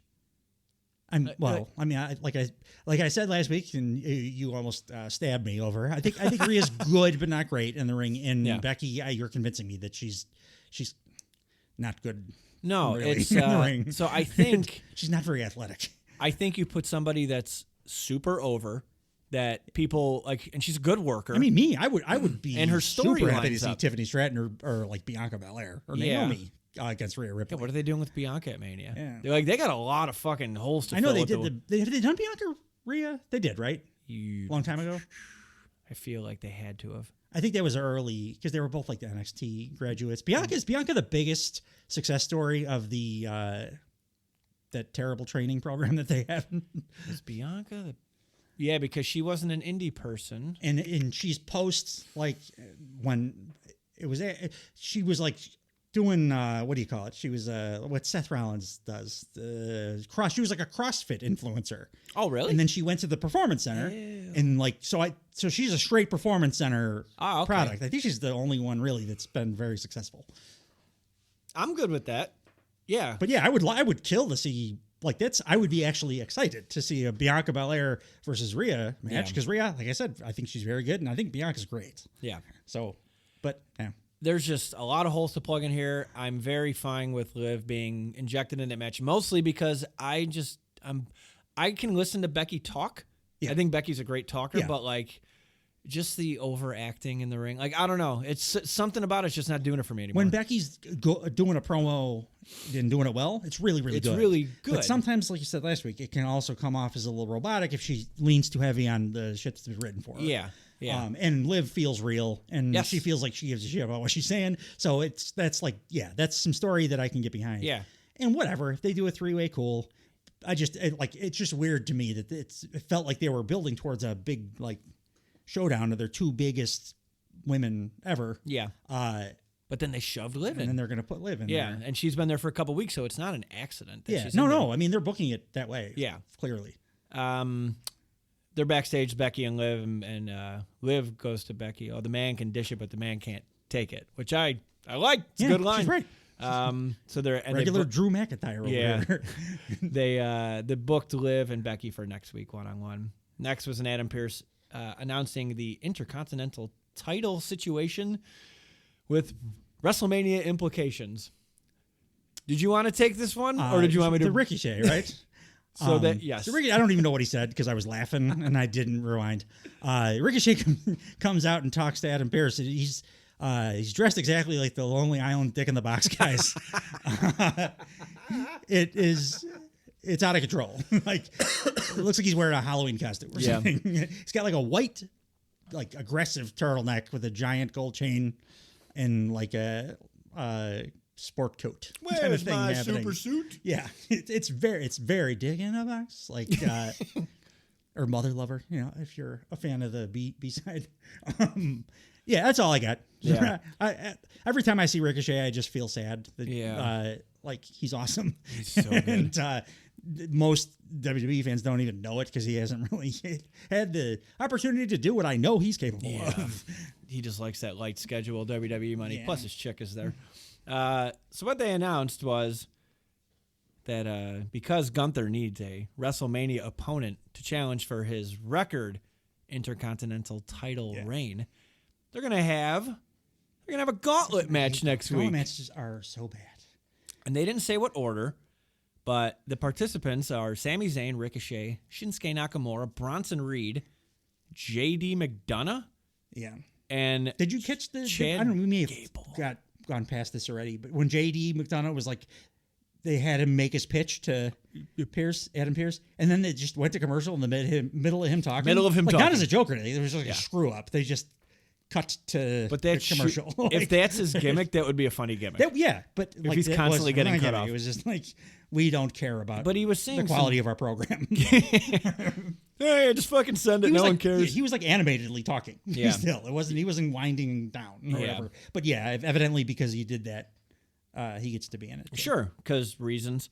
So they're having a gauntlet match, which just means two guys start, one guy loses, then another guy comes out, and then another guy and like loses. when I look at it in a logic way, which I know I'm asking for trouble with Raw and logic, but so why is it a gauntlet match? Because the point of a gauntlet match, to like the reason it exists, it's dumb at all. Yeah. And people always talk about like that Seth one where he lasted for an hour and 20 minutes. Yeah. It was him doing like slow, bad rest crap for an hour and 20 minutes. But like the reason it exists is to punish someone. You put them first in a gauntlet match because that's a punishment. Yes. Who's getting punished here and why? It is always a good guy fighting a shitload of bad guys. Yeah, that's the point of it. Defy you the need bad to get guys. through all these bad guys. Yes. It's like something MJF would put somebody through. Well, let's see. When he Who was is heel. who is a bad guy here? Sami Zayn, no. Ricochet, no. Nakamura, yes. Bronson Reed, maybe. JD McDonough. He's very Australian. Yeah, JD McDonough is who gives a shit. Chad Gable. Chad Gable's winning. Yeah, and they keep pushing this like the thing you pointed out that now I can't unsee. Like he keeps talking about it being more important for him because it's personal. Like Gunther was mean to you. That's all. Yeah, that happens like on every wrestling show ever. Yeah, going back to the first wrestling show that ever happened. It's dumb. Just be trying to get the title because you're Chad Gable. Be Chad Gable. You came the closest to beating this guy. Yes. Be driven by that. Be the leader of the thing we like you in, which is the Alpha Academy. Yeah. I think they're going a three-way, by the way. I think it's going to end up some kind of goofy Scroogey at the end of the gauntlet, and it's going to end up being Sammy and Chad Gable. I would prefer Chad Gable. Like I think the most if they get rid of the stupid story that they have going. I just think it's going to be a great match. And we've seen Sammy and Gunther, and they were like decent, but not as good as the Chad Gable and Gunther. Yeah. But I would take either one of those one-on-ones over what I think they're going to do. Yeah. But who knows? They've changed like directions a bunch of times.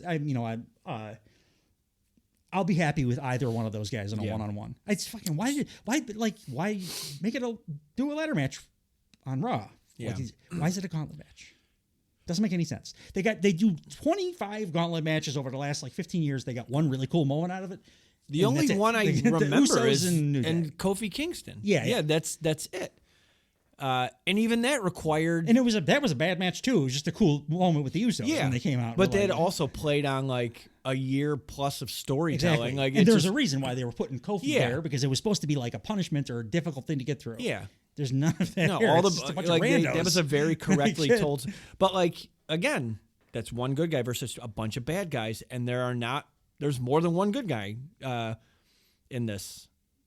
You have to put Gable in it, but then what do you do with Zayn? That's right. I think it's a three-way. So it's a second year in a row of an Intercontinental title three-way. I think that's why it's a three-way. I think they again learned the wrong lessons from last year, and think, oh, well, we struck gold with Gunther in a 3-way. Let's do it again. Well, no, you struck gold because it was like 3 beasts. Yeah. That exact perfect storm of a thing that happened that worked incredibly well for a 3-way. Right. It's not going to work the same with freaking El Generico and Gable. No. It's a different dynamic there. I would like it if he put his El Generico. You want, oh, absolutely. Yeah. You want Sami Zayn or Chad Gable, like, as the underdog fighting from underneath, which is almost impossible to do in a 3-way. Yeah.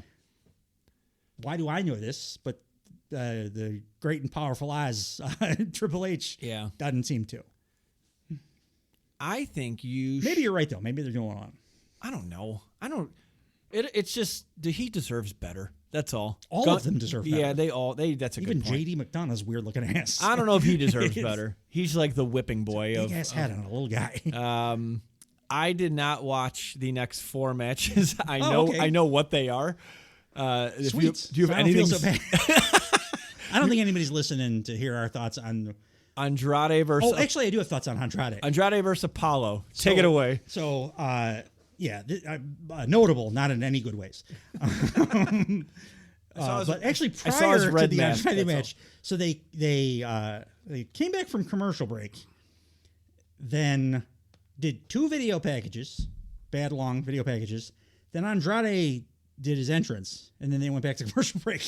I'm like, what the fuck am I watching here? What are we doing? What are we doing? This is his first singles match in how long? An entire segment of television was 2 recaps of stuff that everyone knows. Yeah. And then a guy's entrance, which is I don't hate Andrade's entrance. So like that's kind of cool. But like, and then a commercial. What? Why? So you're breaking it up in between. You're like making Apollo Crews like look like shit because he doesn't get an entrance. So they come back from the break and the match is ready to start. Apollo's out there without any entrance at all. Like, whatever. I know he's down low on the card, but like no reason to continue. Is he still doing like the Wakanda I don't know. Prince gimmick? No, I don't know. The last time I paid any attention to him, he got that little tiny push 3 years ago or something. Commander Aziz. He's very good in the ring usually. This match was dog as shit. No good. Andrade is 40% worse working the WWE style than he was in working AEW matches or anywhere else. I don't like that. It's terrible. Well, now I gotta watch it. And he the worst no sell I've seen in forever. Apollo Crews hits a what do you call it? An avalanche? Or no, it's just a superplex. Top rope superplex. Okay. Andrade he lands it perfectly. Andrade rolls through into the Three Amigos. Didn't even sell it for like a second. Didn't do like the fired up. I got superplex from the top rope by a very good wrestler. He did just come from AEW, so maybe old habits die hard. That's my point exactly. The discourse tells me that Will Ospreay doesn't sell. No, he sells. And then he like gets fired up, tells you a story. Andrade just like that's as straight a no sell as I've ever seen. Yeah, just pretending a thing didn't happen. It was supposed to be like it does happen quite a bit in AEW. But it happens like if you don't like that style. It happens on like Dark. Which guys will like give pedigrees and then guys will pop up and give super kicks. The quote unquote no sell that I'm talking about are the ones that bad faith people are like, oh, you kicked out at 1 after a muscle buster. Yeah, because that's the story of the match. Did you hear the crowd go apeshit? People didn't go apeshit for Andrade just absolutely pretending that Apollo Crews' offense did nothing to him. Sure, like he didn't even delay. It was superplex straight into the Three Amigos. Did Andrade always do the Three Amigos? He's done it. I don't know if he ever used it like as a permanent signature thing, but I know I've seen him do it before because I've seen him do the shoulders, which he did here too. That I did see. He did the elbow. That was cool. It's always cool, no matter what. Where he steps. It just makes him so much more boring working the style. Yeah. And he's a dick. He just is. Like your first match back and you're like no selling. Yeah. A dude that I kind of like. So like. I mean, just come back and play the hits. Just do whatever you did in the Royal Rumble. Del Rio run you got coming here. We don't need another guy doing the Three Amigos and the Eddie shoulder shit. Like it's done too much in AEW. But is he the only wressler that influenced anybody? Because nobody else pays on. Like I think it's because it's Bret Hart and Eddie Guerrero. Easy to do the shoulder shimmy and get a pop. I think it's what people are. But then they got to do the Three Amigos now. and like nobody does a good frog splash. And I don't know. I just feel like there's other wrestlers you can steal from besides Eddie Guerrero. Like he's just it doesn't even. The Street Profits guy does a good practice. He does like a Rob Van Dam frog splash, like, but he's not like doing the RVD thumbs before he does it. No. He should start. It would be very confusing. I think Logan Paul should start doing like whatever, like this thing, the Hangman thing. Yeah. Whatever Hangman's taunt is. Oh. Sorry. I just wanted to bitch about Andrade for a minute there. How dare you say At you're least sorry? Some thoughts. How dare you? Beyond that, I don't know. Judgment Day against the Imperium. Yep. I guess happened. Yep. Jumping Jeff Farmer. I mean, we could have just a simulation on 2K, I guess. Same thing. Drew, I know he did something because I wrote Drew rules. Yeah, he talked. He doesn't even. He's not going to do better on TV than he does on Twitter. Did you see he copied the CM Punk? Crushed the shit out of Seth. But did you see what he said about Punk? Where he's like, "I'm old and I'm tired. I work with fucking children" or something like that. Oh no, like, that's great. Yeah, he ripped off. He's just trolling the shit out of CM Punk. I saw him. The back and forth. He posted that what's the diarrhea Dwayne clip, and he's like, imagine thinking you actually hit something here. And then Seth, I forgot what he came back with. He came back with something else, and then Drew did another one that was like, oh Jesus, yeah. You're beating a dead horse. Like, let him. Like, Drew's please, very good. Please, somebody stop the fight. And Seth is not. So Drew is like, and like Seth's responses were like 2 hours after Drew, so he was like thinking about it. He really put a lot of thought into it. Yeah. And like the second that he responded, Drew was like, boom, 30 seconds later with something way more clever and brutal. I love him. But I don't know what he did here. I just said Drew rules. It's like a sip of water in the desert. Yeah. It's always going to be a good thing. Sami Zayn fought Ivar next. I know. I got Cole is wearing fucking antlers now, apparently. Because he talks about antlers all the time. It's stupid. He can't say the word or something like that, so they put the antlers on him and he lost his mind. He looked like an asshole. Yeah. Who won? Sami win? Probably. I assume so. Probably. I was hanging on by a thread here. It was hour 3 of So here, do this. Why, if you're building a gauntlet match with a bunch of dudes, when is that? Next week? I think so. Announce it at the top of the show and have every one of those guys fight. Just do it today. Yeah. Or on that show. Say that we booked this, and like it's a pleasant surprise for you fans, but like this has been booked. These guys are ready to go. Let's go. Yeah, and like here's a whole card full of matches that actually they don't have stakes necessarily. Do but a mini tournament. That'd be great. I would watch all those guys. I would watch every one of those guys wrestle. Man. I mean, we're never getting to like a show length wrestling tournament on WWE, but I would watch all those guys wrestle. Yeah, not like the OG King of the Rings where it's just like, God. We could have split this up. It wasn't always like this, Dave. No. Like I've gone back and watched other. It's not, and it's just Attitude Era either. It's like Farm remembers. 2016 SmackDown was good. Yeah. Like unambiguously. Well, they had James Ellsworth. yeah, they did. But also, this is trash. Why isn't Ivar in this thing? He's been getting a he's lot had of a love great run. lately. I'm kind of ready for Eric to come back. Yeah. Because I like them as a tag team, and I'm ready for that to happen again. But yeah, Ivar's been kind of crushing it. Like if Bronson Reed can be in this, like and JD McDonough's like why? Whatever. Who cares? But apparently JD McDonough, I mean, he did give a great pitch off camera. Yeah. So good that they went to a probably Nestea commercial instead. Do you even make Nestea anymore? Speaking of, I actually had a commercial. No, Pizza the Hut is fucking stupid. From Spaceballs? It's their Pizza Hut's current commercial thing that they have rolling, and it's raw, so it runs a billion times. I think it's Pizza Hut. Do they know they're ripping off Spaceballs? No, it doesn't seem self-aware or anything. It's just I was very annoyed at this point. So I was Pizza the Hut. Bitching about. You're delicious. Okay, yeah, Drew versus Jay. Yeet. Okay, notes for Drew versus Jay. Whatever. Okay. Drew, great selling that god awful super kick of Jay's. Yeah. I hope the feed goes out for Jimmy versus Jay in their 2.5-star impending WrestleMania match, so that we don't have to watch it. We should do an over/under on how many super kicks they're going to throw in that match. Yeah. Bad ones, too. Yeah. I did. So, again, I didn't watch this, all the way through, but I wanted to see the finish, and I got to a point where it like wouldn't let me fast forward 10 more seconds. So like it just locked. So you had to kill yourself. So it locked on the end of the match. So I did see that Jimmy and Solo cost Jay the match, I guess. Sure. But they're doing. Yeah, I'm joking. I did see this. Like they're doing a cool thing where Drew is taking anything he can get win wise. So like anytime the Bloodline interferes, Drew's just the like most consistent dude. Like he just picks the bones of whoever he's fighting. And yeah, it's gonna be Jay and Jimmy at WrestleMania. So that was Raw. That was great. It's a great show. I am so full of vegetables right now. We're ready for I want a cheesecake? big bowl of triple scoop. Oh God, please, please. Chocolate peanut butter ice cream. So all things considered, before we get to AEW Dynamite, the show for people that enjoy wrestling, it was unreasonably good. It was. I like the first thing. I have like some big problems with. Yeah, but they're kind of personal, like bugaboos. Oh, like all of mine? Yeah, I mean, I guess our podcast could be called Personal Bugaboos. Yes.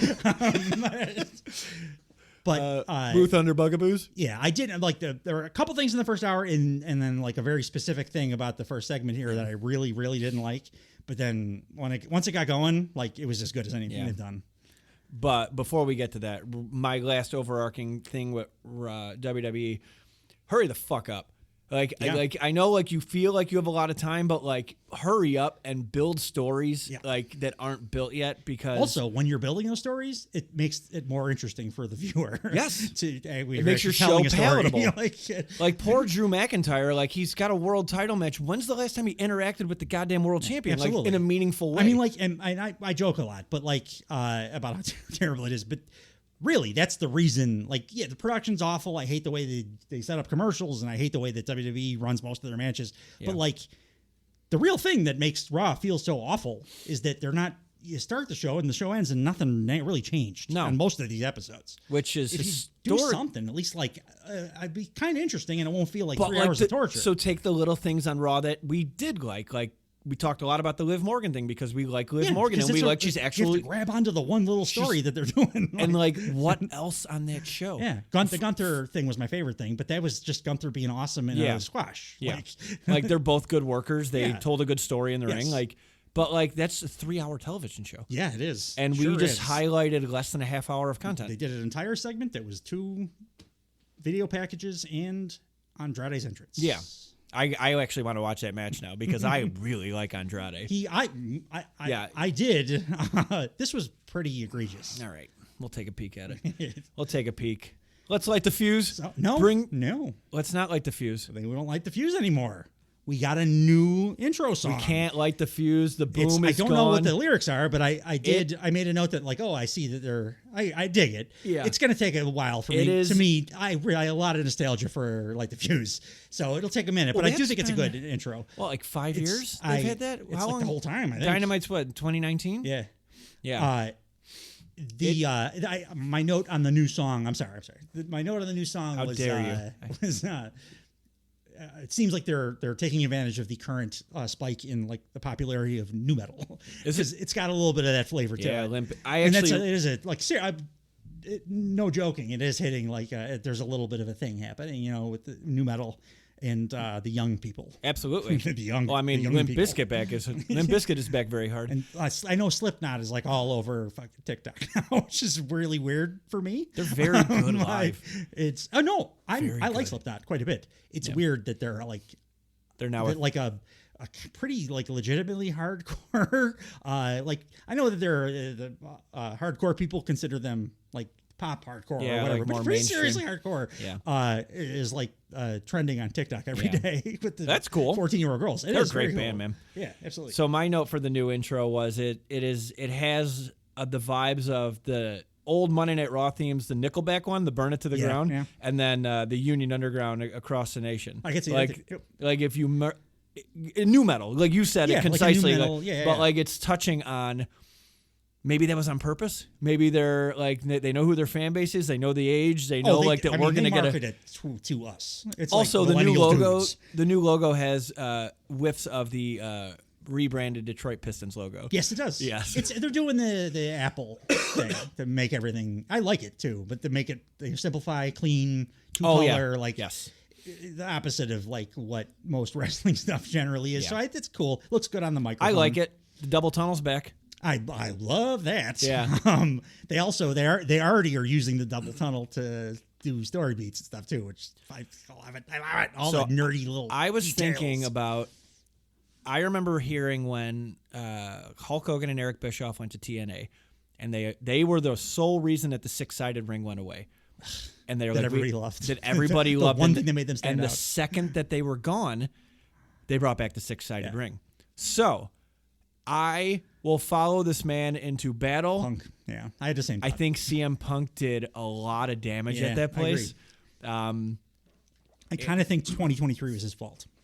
Not because of the fight or anything. But like what he did while he was actually working. But he was also like heavily like in Tony's ear. That's what I mean. For certain I think things. all of those bad decisions are like and like it's not the more this goes on and the more I see like how like France is rebuilding after the war like kind of thing, like, and they're making beautiful architecture.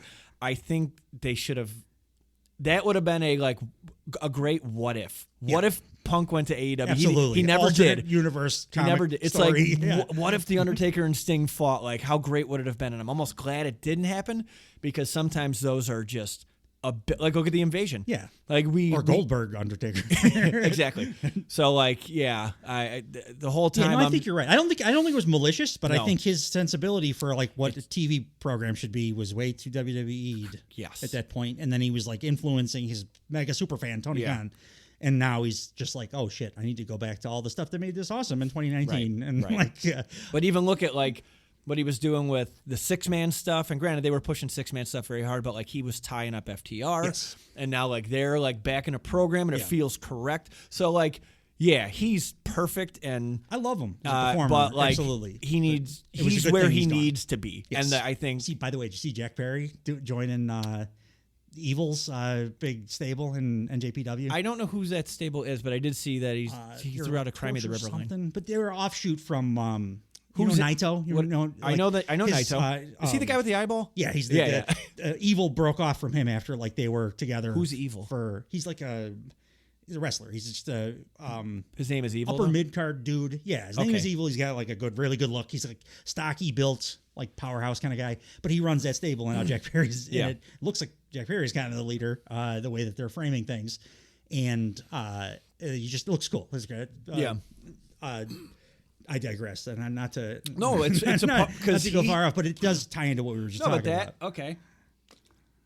So he hasn't been on TV in 6 months in AEW. Yeah, he talks about that at length in his promo. Oh, for real? Promo he just did. Yeah. So is he still like suspended, or they just don't have anything for him? Or the story that he's full time in NJPW. I don't know if they're behaving as if it's an excursion. Yeah, I do honestly wonder if maybe it is like like an offering because AEW is like pilfered every one of their now they're Hulk Hogan. Like this is AEW taking Okada's like that's like pulling Hogan out in '88. They also just got Ospreay. Like, exactly. Yeah, and Jay White before that too. Those were all their top guys. Yeah. So it might just be okay, we can get a good story out of this, and Jack Perry can go learn how to cut a promo, which he has clearly been working on from what I've seen. And it's a super interesting story now. He like goes into like, I tried. You wouldn't even let me quit when I asked for my release. Like, fuck you. Like, and you could swear at stuff on NJPW because it's Japan. I don't care if you swear in English. Right. So we get to be a little grittier, and it's all great. And I don't know if it was like I don't think it was like as a punishment. I think it's like I needed to suspend you, him. And now we can make something out of it. We can make something cool out of it. So it's not like it's the best possible thing. I think when he comes back, it's going to be a big goddamn deal now. Oh, massively! It was already going to be a big deal, and now it's even going to be bigger. And I'm almost like, dude, in hindsight, the more time goes by, and to see like how the dust has settled, I'm so glad Jack Perry just made CM Punk get fired. Oh, he saved the company. Saved the company. Probably made his own career, honestly, because the work he's getting in Japan already is paying huge dividends. Well, like we said before, you go to Japan, like take Juice Robinson, whoever the hell he was when he was that hippie in NXT, and like he goes to Yeah. New Japan and he becomes fucking great. It becomes juice. Yeah. So, but But so, I think you're right. I think that was the best thing that could have happened was Yeah. what Jack Perry did. Plus, now we get a bunch of glass spots out of it. I think I was more concerned that CM Punk was gone forever again, and I feel absolutely. like I need him. 100%. I need him. I'm with you. I was listening to like his old am Colt Cabana podcast. dying for CM Punk to show up on Yeah. Raw. I don't care if he can wrestle. I Right. just need somebody Who can besides talk Drew and who be can compelling? be interesting. Yeah. Yeah. And he does that better than anybody. So like, Yeah. I love him in that way. But we know what he is Oh. as a human being, like as a person. Yeah. The stories about him are the same from Ring of Honor in 2004 Yeah. as they are now, as they when were they're in WWE. When there's Like, smoke, there's fire. Yeah, it's the Did same you thing. see that they're? I don't know who did it, but some online betting company put out odds to see if CM Punk will be fired in 2024.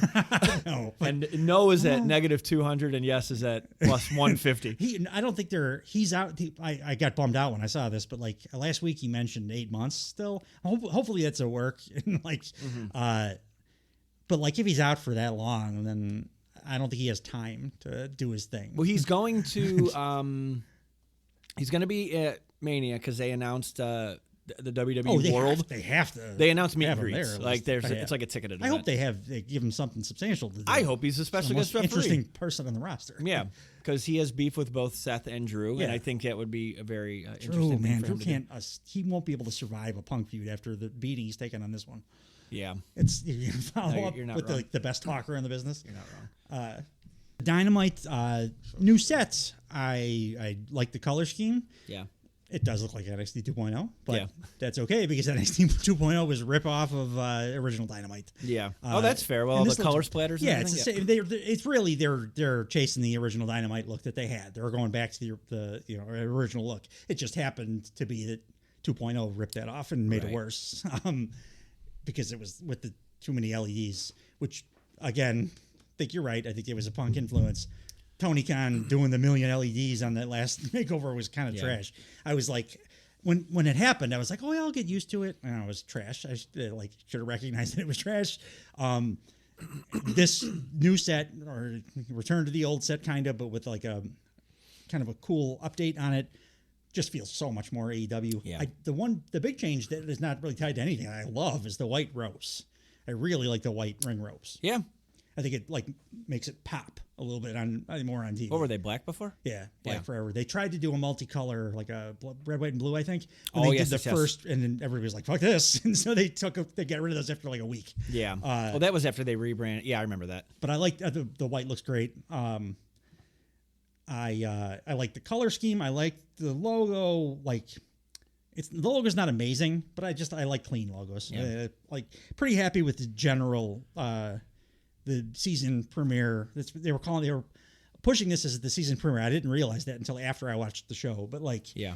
it very much felt like a season premiere, not just because of the physical changes to the set, which I always appreciate in wrestling these days. Actual physical change to a set, not just a LED that shows me a different thing. Yeah. I was hoping for guardrails back, but I bet you my guess was that is that's like a network thing, TV thing, because it is safe. Well, they have the LED screen. Yeah. But like I think It looks so much better on TV. it looks better for what it like for like SmackDown or whatever. It fits that perfectly, and Yeah. it looks great. And it looks better, as in like it looks more expensive. But I think the guardrails fit AEW a little bit better because they got a little bit of that ECW like stamped on them. I think that's a personal thing. I absolutely understand why people would want to do the LEDs. Yeah. And people at the top too, like saying no, do the LEDs. It's for television. I'm It's just a talking significantly better presentation. like nitpicky stuff that I personally I like I like the clang of guardrails when you get thrown into the guardrail. Yeah. Like I like the way it looks. Feels like a wrestling show to me. Yeah. When there's guardrails there. Stick your hands down. But that's like the aesthetically. That's really my only thing that I would change. I loved think. it from top to bottom. Looked great. Yeah. The show kicked off with my least favorite thing on this show this week. It was an impromptu. It was a promo train that led to an impromptu match with a not really much of a finish. Very WWE booking. It was none of it. I got fired up when we show opened. I'm like, oh, the stuff looks great. Yeah. Promo train. Oh Jesus. Yeah. Impromptu match. Oh yeah. Why do they have their gear? What were they gonna do? What were they planning on doing? Why are they in their gear?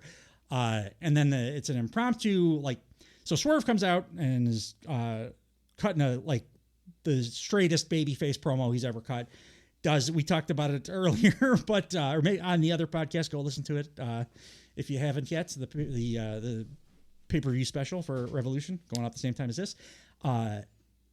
Swerve cuts a promo where he evidently repeats what Darby did in a promo earlier, but it's straight babyface. He does the kind of sheepishly, yeah, maybe this is karma because I've done some kind of rough things in the past. It's him acknowledging for the first time that he feels bad for the bad things that he's done, and then he does the super babyface thing. He promises a victory, which that means he's gonna get it, and it's a very much a babyface thing. That historically, the faces always do promise the fans the thing, and then they pull it off or they turn heel. Right. He said a bunch of stuff like you just said, but then he said nothing changes from this point on, which completely omitted the first chunk of his entire promo. It was his promo was I liked some stuff he said. I liked the baby faceness of it, and I liked some stuff that he said towards the end of it, individual, but on a whole it was a little uneven. And I was very upset just by the way that I could see this was going. I'm like, why is Swerve wearing his wrestling tights? Right. And plus it was a promo train, which we already soured. Led to my other worst thing is the impromptu match. That doesn't make any sense because what was booked to lead the show off? Teddy Long apparently took care of business. He had a line, which again, think about what you're going to say, because this happened again on the show, but it's one sentence negates the next sentence. Yeah. Swerve says, whether you're talking to Smojo, whether you're still holding that world championship or not, I'm coming for you. I'm coming for the championship. But then he says, I'm coming to defeat you for that AEW world championship. Yeah. That I promise. Just said it didn't matter. Same thing. What is it? Are you going after Joe or are you going after the title? This segment just felt like it was if they I don't like sad Swerve something, and I thought he did the I did some effed up stuff kind of thing. And he can do the banter thing because he does it with Cole, and I like it. Yeah, that was great. So I don't mind the babyface stuff, but it felt like they threw these guys out there. Then Joe comes out, and then Cole and all of the Kingdom. I do like Undisputed Kingdom right up until what happens here, which is another awful thing for this segment. The Undisputed Kingdom looks really strong now compared to how they looked, a couple weeks ago. Yeah. They undermine that in a big way with the end of the segment. But I don't even remember what Joe was saying. Joe stuff. He's Joe. He's taunting his win. That's pretty much it. Yeah. He's saying we're in Swerve's house, but it's Joe's world. And then Swerve proposes that they have a world title match. Right. No. Which would have been much better than what happened. Oh God, would it have ever? When Cole comes out, I enjoyed this part quite a bit because Swerve tells Adam Cole that he's out there with the entire faction, and Swerve says, calls him Dr. Claw from Inspector Gadget, and then my favorite thing, he insinuated that he banged his wife. He said, if you need new clients, I got Britt Baker's second phone number in my pocket right now. Yeah, I popped for that.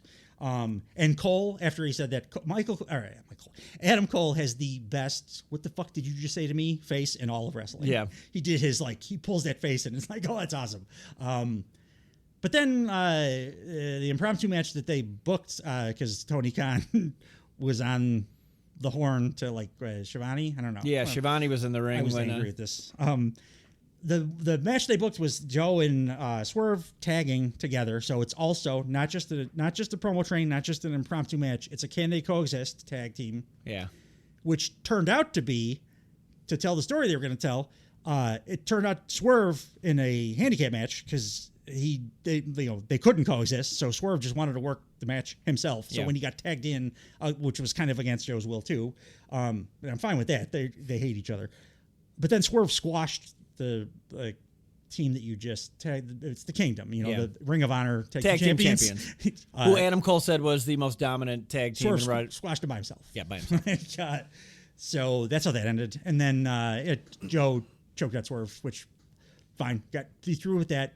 Yeah. They caught some shit for it from the fan base, so I don't think I have to worry about that shit happening again. But it's weird that apparently they brought Vince McMahon in to book this because this was like the worst Vince level booking. The story in the match I didn't really mind. But the guys they're all great. It's all booking on this one. It's like every decision. What I got out of it was Joe wanted to take the match. Swerve tagged in without Joe wanting to be tagged in. Yeah.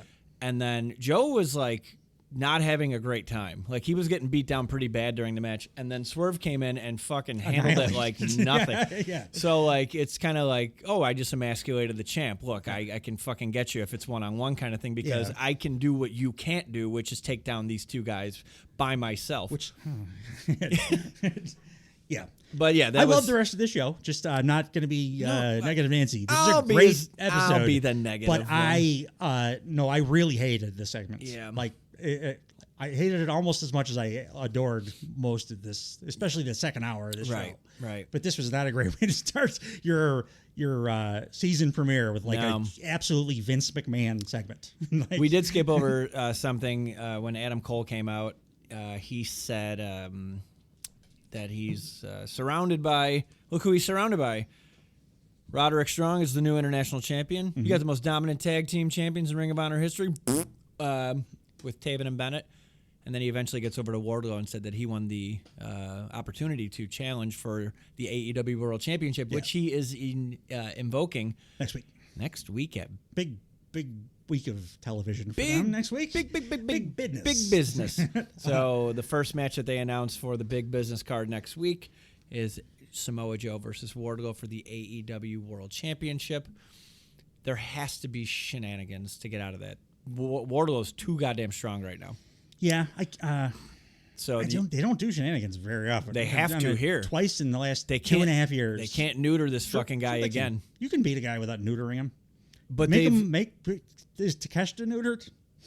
No, but Takeshita hasn't had 3 false starts. If you have a great match, if Wardlow has a great match against Samoa Joe, it will be his first great match I've ever seen.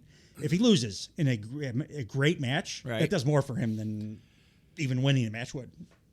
Especially with the AEW faithful. I'm just so concerned for him because we wrote him off so hard, and then like they're building him back up, and he's actually good again. Good and bad way to do everything.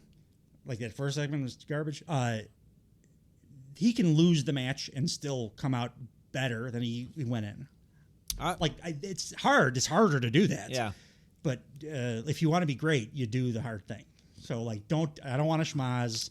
I would love a schmaz because I want Wardlow staying strong. That's all. I would rather see a great performance from him. Yes. It would go further, like, for him yes. and for the story and for the show and for everything. Yeah. To do, like, a great showing, like an actual like, awesome match that people get super fired up and into. And even if Joe, like, just catches him in a choke. Like, he does that. He's Joe. So he just did the Hangman Page. He's done it, did it to Swerve at the open of the show. Because he's like... It's an MJF. But he's Adam Cole's proxy, like, or he's his avatar, I should say, for being Both world... were correct, I think. Yeah? So, like, I think you need to keep Wardlow, like, super shredder strong here. I don't necessarily, in what it's... I like it about the way that they generally book in AEW. I don't equate strong to like undefeated. No, I'm not saying undefeated, but just like not beaten. That's why I want to. That's why I want a schmaz finish. That's just me. So we'll see. I mean, they might do something weird like they almost never do the schmaz thing. It's like they did it with the Christian match, and then they did it like a year and a half before that, and I can't think of another one. But like also the Undisputed Kingdom doesn't come to the ring. They didn't come to the ring for Roderick Strong, so they're probably not going to come to the ring. I don't mind if it's like interference that backfires. That's not a schmaz necessarily. I just no like DQ, none of that nonsense. No contest nonsense. If they're consistent with how they present that group, no one will be at ringside. Yeah, he's going to lose, isn't he? He's going to get choked out. I mean, he should. Joe's better than Wardlow. What Wardlow needs to do is take advantage of the lots of eyes and this great opportunity he has. Yeah. And have a really great showing between the ropes next Wednesday. Yeah. No, I'm not. That's what has to happen. I'm not disputing that. It's like he needs to grab the brass ring. Yeah. This is his third opportunity towards the top of the card. Right. Which is why I don't want him losing. And he farted the first two away. Yeah, but then they booked him in. Yeah, because he was already lost all the heat. Right. It's on Wardlow. And he's getting another great opportunity here. Even if he's not booked to win the match, he's got an awesome chance to have a lot of eyes on him. Or maybe Swerve can cost it, or something. I mean, I think all of those guys, the people you're mentioning, are probably going to be involved in one way or another. Yeah. I no DQs, no schmazzy, no contest, just because it doesn't work with this program. We'll see. We'll see. But Renee? I think Joe's going to win. Yeah. Well, of course. I just hope Wardlow, because after the promo, man, you got me believing. Yeah. Now show me you can do it between the ropes. Yes, 100%. Renee was talking Hook next. I like the direction they're going with the Hook thing. Yeah. So, I mentioned this on the other podcast. Go listen after you listen to this one on the pay-per-view podcast. I have to give, I think, and I haven't heard anybody else talk about this, so maybe I'm crazy, but I really think this is what they're doing. I have to give Chris Jericho credit for something we busted his balls on a couple of weeks ago. Remember when Jericho, like a rando, got booked, or I guess it was last week, Dynamite. It just feels like a long time ago because we had Revolution in between, and that was eventful.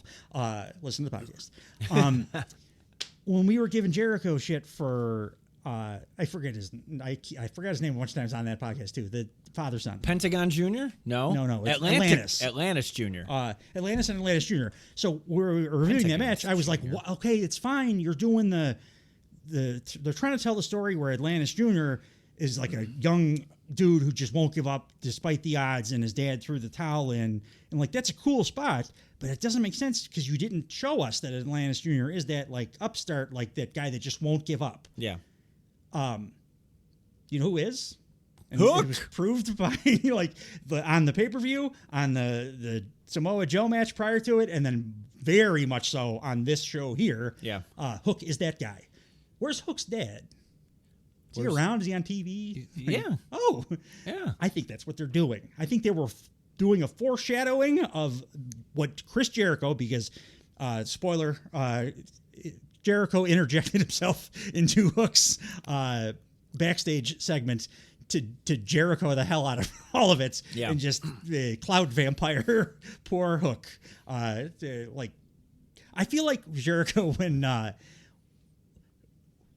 if you're the last guy that notices him walking into the locker room, and you everybody else scatters, and you're looking around, I don't know, there's nowhere to go, everybody else is hidden already, and he tags you. That's it. That's how you get now you're stuck with the Jericho 6 month, and that's what Hook has. But I think that's what they're doing, because they really pushed that story with Hook, and they have been for a couple of months now. Yeah. And that really was, remember how bizarre it felt for them to book that in that specific a way?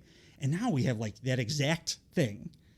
Taz just watched, well, we'll get to the match, but this segment was dumb, and I hated it because I hadn't thought of the Atlantis thing yet. Yeah. I still hate it, but just his verbiage. I do think there's a chance that there could be everything you're there. saying makes sense.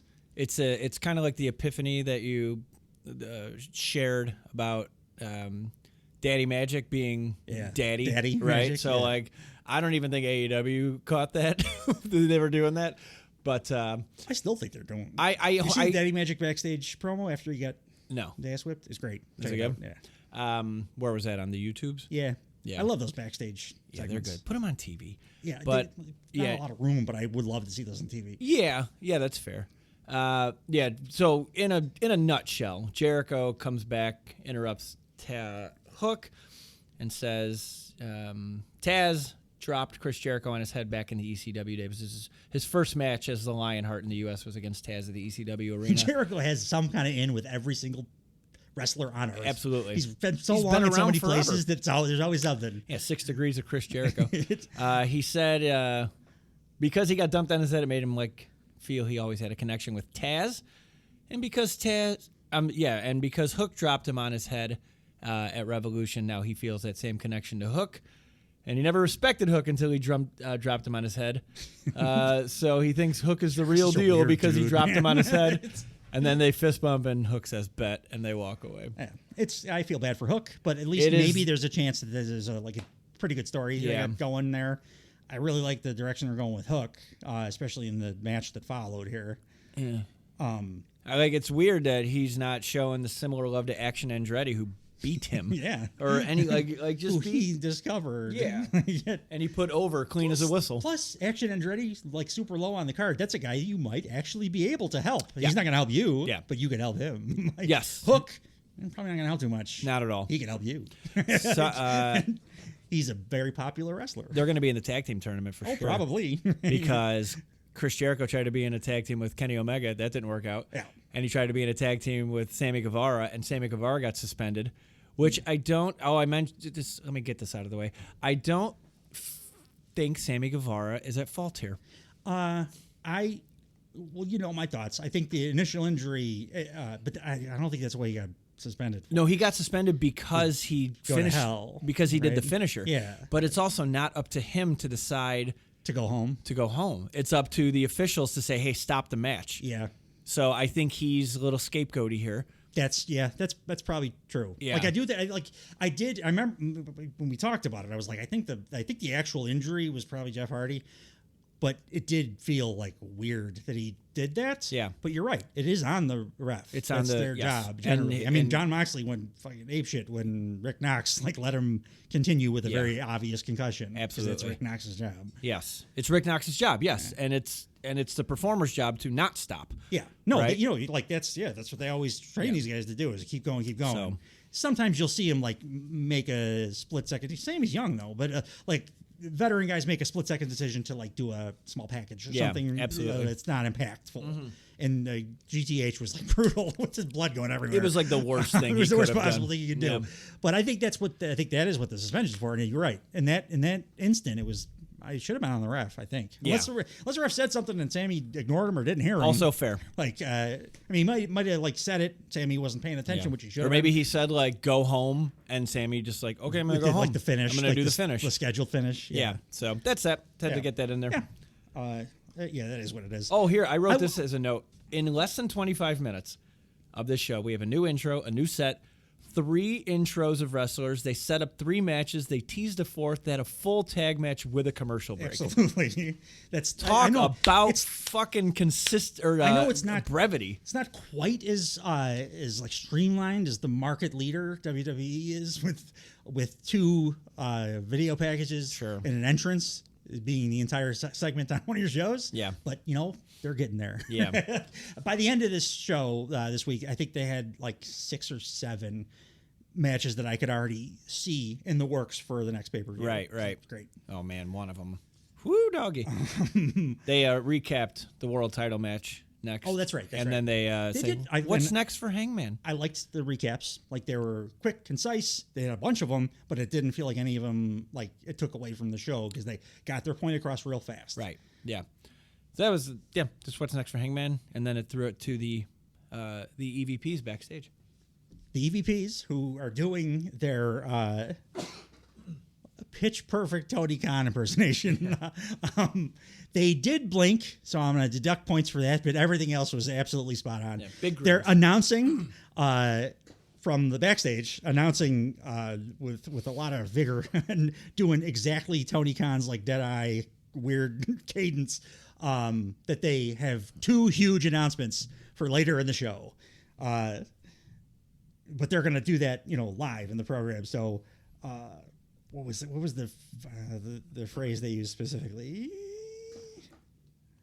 I know I wrote it down here somewhere, but I lost it. Matt stops Nick before he says it, and they say they'll make the announcement in the ring later tonight. But they do a very specific Tony Khanism. It was we're going to have a great show. He's the huge. They emphasized the huge announcement. It was a opportunity for them to do a funny Tony Khan match. That was, and I liked it. Yeah, it fits the character thing. The Bucks are great.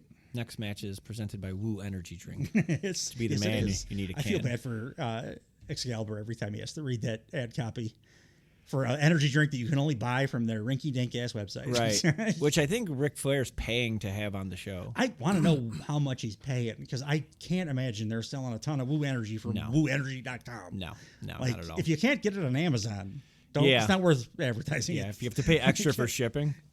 I think so. You have to. The website is garbage. And Here we go. I looked there very briefly on. I'm Googling it right now. It's not on Amazon. I checked Instacart. 70 stores in my area. None of them carry Woo Energy. So I think it's only that website. So it's WOOOOO. Yeah, that's the other thing. Energy.com. Count a bunch of goddamn O's in small type. It's 5 O's. Oh, this site's garbage. Yeah.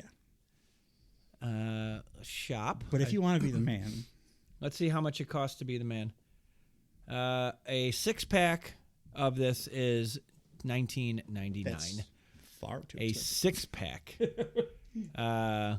You can get it in dragon fruit. Maybe there is rum or in it or strawberry something. banana. Like, Let's see if I'm gonna. So it's $19.99 for a 6-pack. How much caffeine's in here? 150 milligrams of caffeine. That ain't bad. So we're gonna add to a cart. yeah, but you can like check buy out. a box of powdered caffeine for like $12 if Yeah. you really want. My Water Joe that I get from Meyer has got like her Meyer over by there has got like 200 milligrams. That's 200. I don't want to pay $19.99 for a 6-pack of 150s. I'm drinking a Celsius. This has 200. They're at Costco. Yeah, They're very cheap. And I'm sure both my Water Joe and your Costco $6 Woo. $6 shipping. Woo woo woo. So it'll be $26 all day for me to get 6 of these cans. No, thank you. No, thank you. You know who's getting those? The Jared Cruz guys. Of course they are. That's who's getting those. Yeah. Buying by the case. They're getting dragon fruit. Yeah. Dragon fruits. That's one of them. That's almost more offensive that like you went with like the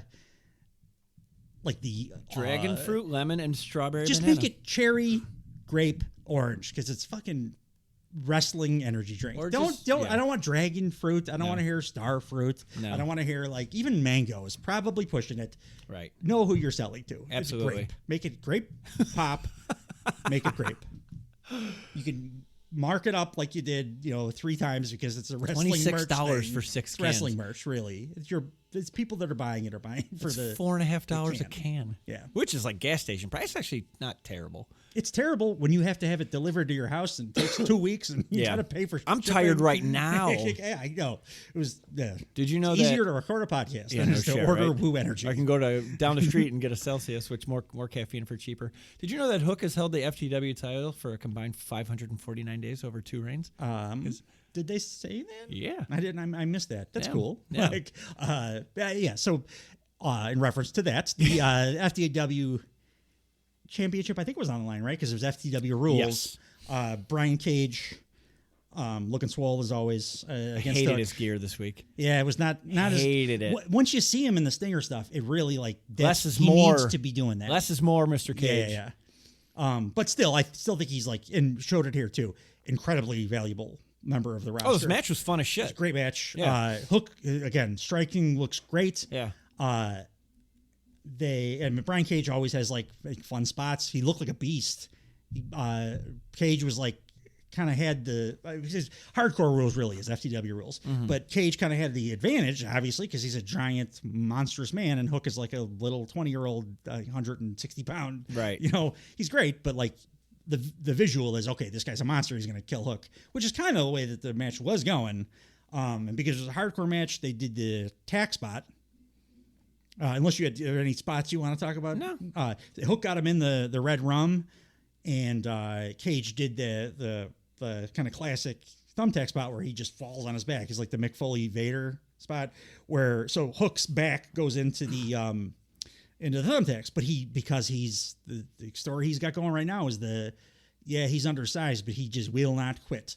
So he hung on to the choke and despite being smashed in the tacks, he clearly was like feeling the pain of it. He sold it, but he was fighting through the pain, which is what got him the victory here, and also what made me realize that I think that's what they were doing with Atlantis Senior when it felt nonsensical. Yeah. Shockingly few tacks stuck to either of them when they both fell in them respectively. I noticed that He had it was like 1 or 2. They usually a ton of tacks don't unless you have clothes on. Remember when Randy Orton did But it? they were actual tacks. Because they had Hook pulled like 3 out from behind his shoulder. Yeah, but like not nearly as many as I was expecting to see. Honestly, I don't hate it. I just saw Darby Allin cheese grater is back. Yeah, I'm okay. For we're a little. minute. Our senses are a little heightened from that. I only like death matches when they're really, really outstanding. Yeah. Beyond that, you can gimmick stuff, and I don't really care. Like as long as it looks cool. And look, I thought the spot looked pretty cool. Yeah. No. The match was super fun. It had everything. Fire extinguisher. You're not giving me a lot on this one, Dave. I can't really tell. I dug it. No, it was a fun hardcore match. They did a bunch of cool shit. They did a spot where Brian Cage was going for a drill claw, and it got reversed into a red rum, which looked awesome. Yeah, it did. Taz Plex onto the thumbtacks, which you covered. And then what else? Shades of Akiyama. Huh? Yeah. It was just like it was an old school like hardcore match. There was a microphone with a cord, and then Justin Roberts uses a wireless mic, so like that was just there for the match. But then Spear Through the Barricade fought on the ramp. They I forgot to mention, on a Brian Cage was Dracula. It was my note for his entrance attire. He had like a Dracula cape on. I don't know what that was. He loves cosplay. I know. I don't care. Let him do his thing. That was very ridiculous. Right. No, the match was good. Yeah, got me a little bit fired up after the Gates of Agony. Rough start. Gates of Agony came out again. This was my complaint with something else we were talking about earlier. But like, if it's a hardcore match, how come your boys are waiting until the match is over to come out to cause some damage? Because they like finishes in AEW. Yeah, but then Jericho runs out with his baseball bat and leaves everybody. Yeah, at this point, I was like, just feeling super bad for Hook because I hadn't fantasy booked the thing that I had already, so I didn't have anything to grab onto. I hope it's not just gonna put that kid in the Jericho limbo for 6 months. Of course it is, because how long is this tag team tournament gonna last? Because they haven't even started it yet. I don't know. I'm exhausted thinking about Jericho sucking another like young popular kid. It's starting to really it's starting to click for Hook too in the ring, like the all around. I'm really liking it. Yeah, don't get sucked into the. He's found his Sammy Guevara niche. spot. Have you noticed? It's occurring to me right now. No one ever confronts Chris Jericho. He always has to inject himself. Oh, it goes exactly the same every time. Yeah, and like he just walks in, and you're like, oh no. Yeah, no, yeah, exactly. Like everybody runs. Yeah. The last guy standing is like, shit. Yeah. Don't look at him. Don't look at him. Don't look at him. But beyond the Jericho stuff, this kind of turned it around. I found my note. I forgot. It's let's get back to the action. That's what the Bucks when they're doing their. Tony Khan I see. Okay, great. It was exactly a Tony Khan. A fun match that we'll see. Like, I mean, Brian Cage is not going anywhere, so now they're advancing a storyline. Yeah. So that's the second match in a row. I really hope I'm right about this Norris thing because I'm gonna like gloat my ass off if I'm correct about this one. I made the call on the biggest segment of this show on our text thread. if you were paying attention, so I'm gonna gloat about that one quite a bit. I like being right. Maybe it's the worst part of me. Maybe someone is hacking our text thread. That's definitely stealing possible. Your ideas, it's definitely and passing possible. them off. I mean, I did call the Punk MJF dog collar match like 3 weeks before they announced it. I always gave credit to MJF and Punk in that because they told a wonderfully subtle and beautiful story that built. Maybe it wasn't that. Maybe I'm just a genius. Yeah. I think you're a genius. The Atlantis thing I know that one's a stretch. We've already acknowledged you as the tribal chief of this household. I make my wife do it every day. Good morning, honey. Who? So I'm sorry. Who? Yeah, that's the real life versus expectation versus reality thing. Yeah. It's expectation me making Marisol do the acknowledge me. The reality is me doing acknowledge me at SmackDown in the basement by myself. In a sea of other people who feel their households are ran exactly the same. A backstage segment with best friends. Before that. I'm terrible with sequencing. Oh, you're fine. They did the promo for the tag title tournament that's coming up. Oh, that's right. And they did this out of order. So there were a couple segments that were they should have been shuffled around. This should have been after Darby Allin came out. Probably, yeah. But they did a pre-prepared Pre-prepared? Yeah, pre-tape. Pre-taped? Is pre-prepared? Or just prepared? That is a real word. You're making it not sound like a real word because you keep saying it. Pre-prepared. It's like Nick Wayne. Pre-prepared. Pre-prepared. So they're, so it's a video about that they're doing a tag team title tournament because the tag team titles are vacant or vacated. They don't say why they're vacated, which is why it would have been good to go after Darby because Darby says why he's vacating them. Which is a good reason. It's Yeah. one of the very few good reasons to vacate a title. 100%. And it all made sense. And I'm like, okay, now we're going to have a tournament for that. I also said, does Darby have an opinion? Like, again, just sequencing here would have been good. It would have made sense. They highlight a bunch of past champions, FTR, Page and Omega, the Bucks, Lucha Brothers, The Acclaimed, Keith Lee and Swerve, Sting and Darby. And then Tony Khan's doing the voiceover. Said March 2024 is going to be one of the most important and greatest months in AEW. It's great. They didn't announce a tournament. They implied a tournament at this point. They didn't announce it? No, I went back like later and on, but there are people that are like, we're entering the tournament, but like in 20 seconds. Yeah. But when the rankings came back, they never said when Joe came to the ring the first day the rankings were back. When he claimed credit for the rankings, but he never said the rankings were back. Like it just never came, and it was just like Excalibur. No. Then how did he? I remember him claiming credit for the ranking system. No, he said it eventually, but like the very first time the first one to say it was Excalibur because he had to like plug in the gaps. Yeah. Because Joe just straight up didn't say I'm bringing back the rankings because. Okay, yeah, because he was doing a promo. Yeah. So but here too they didn't say there's going to be a tournament. But to your point, the next segment backstage with Renee.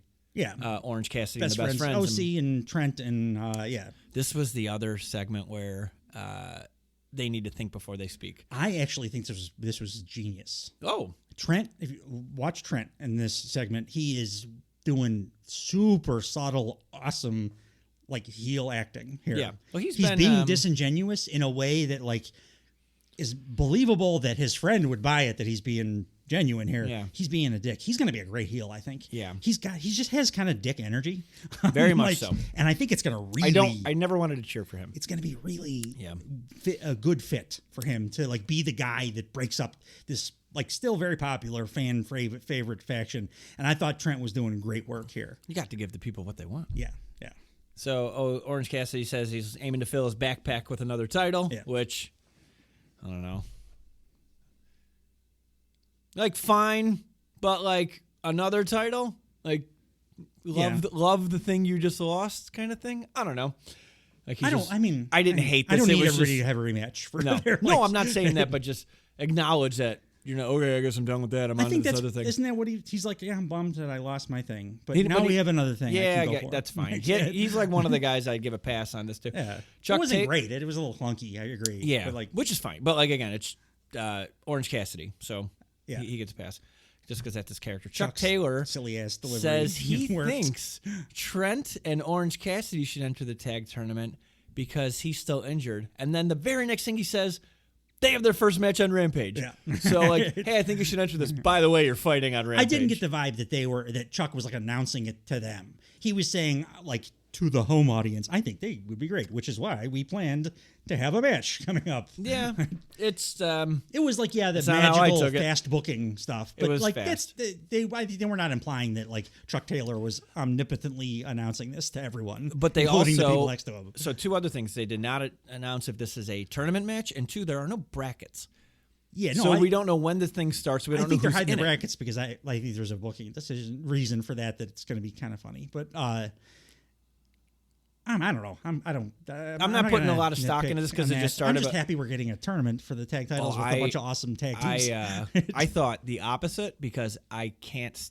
This company and their fucking tournaments. Yeah, because tournaments rule. When they're done right and not overdone, and they and the last time they did a tournament was the Continental Classic, which ruled. Which was a couple months ago. Yeah, it ruled. You can't have so many tournaments. It's not a good book. For me. You can have a tournament every goddamn show. For me, I think it's a lazy way to get to a conclusion if it's not purposefully built, which is why I would have loved to see some bracketology here. How is it a vacated title? Who's going fighting into for a it? tournament? Who's fighting for it? Well, we only know some of the combatants. I think the best solution just happened 2 days ago. The best solution that we had was let the EVPs award it to themselves.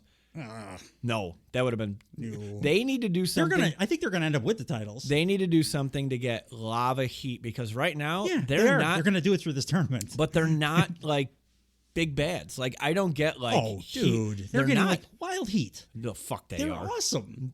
I didn't say they're not awesome, but they're not like these dastardly bucks. Like they're dickheads. They're like, but be a big heel or be smarmy. I like, don't want and them they're to really actually be Vince McMahon though. I They're want them to really be good at being smarmy, but they're not good at being like boo the shit out of me for real reasons. But heels. Smarmy, like No, that makes me annoying boss is the character. Yeah, but it's not like I don't want to see that guy get his ass kicked. I want to not watch that. You don't guy. want to see these bucks get their ass kicked? No. I'm like no. I love them. No. But like they're total dipshits. it's not, a different kind of heel. It's not every Samoa Joe. You know, it's not doing it for me. Oh, dude, at all. Come on, at all. You're pushing hard against this. Not at all. No, I don't. They're I think if they're EVPs, they're crushing it. They're not doing enough to fuck other people over to be bad guys. Bad guys need to do stuff at the behest of good guys. An amazing promo in heel character. They on this fired show. their friend. But we haven't seen him on TV in a long time anyway, and no one cared. It didn't get a reaction. We'll get to the Kenny Omega stuff. Yeah. The Kenny Omega stuff was goddamn brilliant. But he hasn't been on TV that promo in was a while. Wonderful. But they were bad guys last time they were all together. Right? Or they were like, that's when they were like the who gives a shit. It was tweener nonsense. It was garbage. But they've been together for But Kenny Omega's not like this. Decade, man. Yeah, but they've that's fine. And they didn't just fire their friend. They fired their friend who almost died for not showing up to his dates. But they never not the heelest move. They never said on TV he was sick and that's why he didn't make his dates. Yeah, but That's the idea. no but. Say their it on characters are aimed at the internet. That is what. That is not good for television. Then have an internet show. You knew exactly what they were doing, and so did everyone else watching. It's not a good television. If you're doing angle. that, it's just not. It's this goes. I've said 15 times. I don't watch shit on the internet for television storylines. Yeah, no, I get that, but they didn't forward this on the internet. They just alluded to something that every single AEW fan knows. That Kenny Omega had a serious medical condition, and that's why he's not on TV. Enough people know that you can reference it without saying, here's the medical report of Kenny Omega's diverticulitis that he had. No, you insinuate that it's not a big deal. Which we both liked when Ricky Starks and Big Bill made reference. By the way, they did say that he had diverticulitis on the air because they did in that segment. Oh, okay. Then remind me. I just reminded myself. But they did in that segment. It's just I don't think they're The Rock is a guy in charge that's a complete piece of shit. Yeah, and he's a good heel. It's a different character though. There's more than one way to skin a cat or to be a heel. Be a bad guy, but do bad guy stuff. I don't think they're doing enough bad guy stuff. That's all. They fired their almost died. Who's not best on friend TV. of 20 years. Yeah, but it's not on TV. People have short-term memories. Kenny Omega's not on TV. I respect your. They also fired their friend who's a bad guy, which is not a. They suspended him notably without pay. Without pay from which they're not a paid position. It was confusing. It's a joke. No, it's just not. But that's not bad guy stuff. That's funny stuff. They're protecting the heel guy and firing the babyface who's. Okay, I get it. It's why it was suspended and the without pay thing is just why is he suspended? To be a dick move because he assaulted 2 referees, which you should be suspended if you're doing a good job as a true boss. Yeah. You would be suspending him from AEW. Yeah. They didn't say that though. They suspended from just the elite without pay, but you still gets to stay home and get paid by AEW. Right. Kenny Omega, on the other hand, gets fired from the elite. He's they're cutting off ties with this dude that they've been in the trenches with for a decade. Right. And also shitting on him for not showing up for his dates. When no, that I know get. that he's got home almost died. I guess it's just not for me because I don't feel the Bucks are always going to be tough. For I don't but feel any I think heat. This is the best work that it's currently my favorite thing they've ever done. Anywhere, and they're not doing a single flip. Right. Like Nicholas is becoming like a truly good promo, which I never thought would happen in a million years. And Matthew is like just pitch perfect douchey CEO. He is guy. a douche. I'll give you that. He's leaning into that. It's what they've always done their entire careers. People give him shit for very specific things, and then they take those things and say, okay, that's what we were not really doing that before. Everyone's, the detractors on the internet say that's what we are. Well, that's what we're going to become. And right. They should never be baby faces again. No. Because they're great at this thing. Just leaning into very a thing. unlikable. But this thing, it's like leaning into a thing that they've never really done before. And they're crushing it, man. Like they just are. It's not, I'm okay. I respect if it's not to your taste. I know you have a very specific sensibility about how things should be laid out on a wrestling show. I understand that. Respect it. But I like a lot of variety in character. And I think that like this kind of douchebag is a very good thing to have. It's not... if it pays off. Like, again, I'm not ignorant to the idea that this is early in something. They just wrapped up a major storyline. And I do think that we'll get to it. But I do think they're going to end up with the belts. I don't ever want any championship belt in any promotion ever to be given to anybody or just taken ever, because that's Vince Russo. Well, shit. at the very least, they should stack the deck with Jobber, like we were saying. Yeah, like I think it's gonna be their I think it's gonna entire be the side. Outrunners, like in the first week.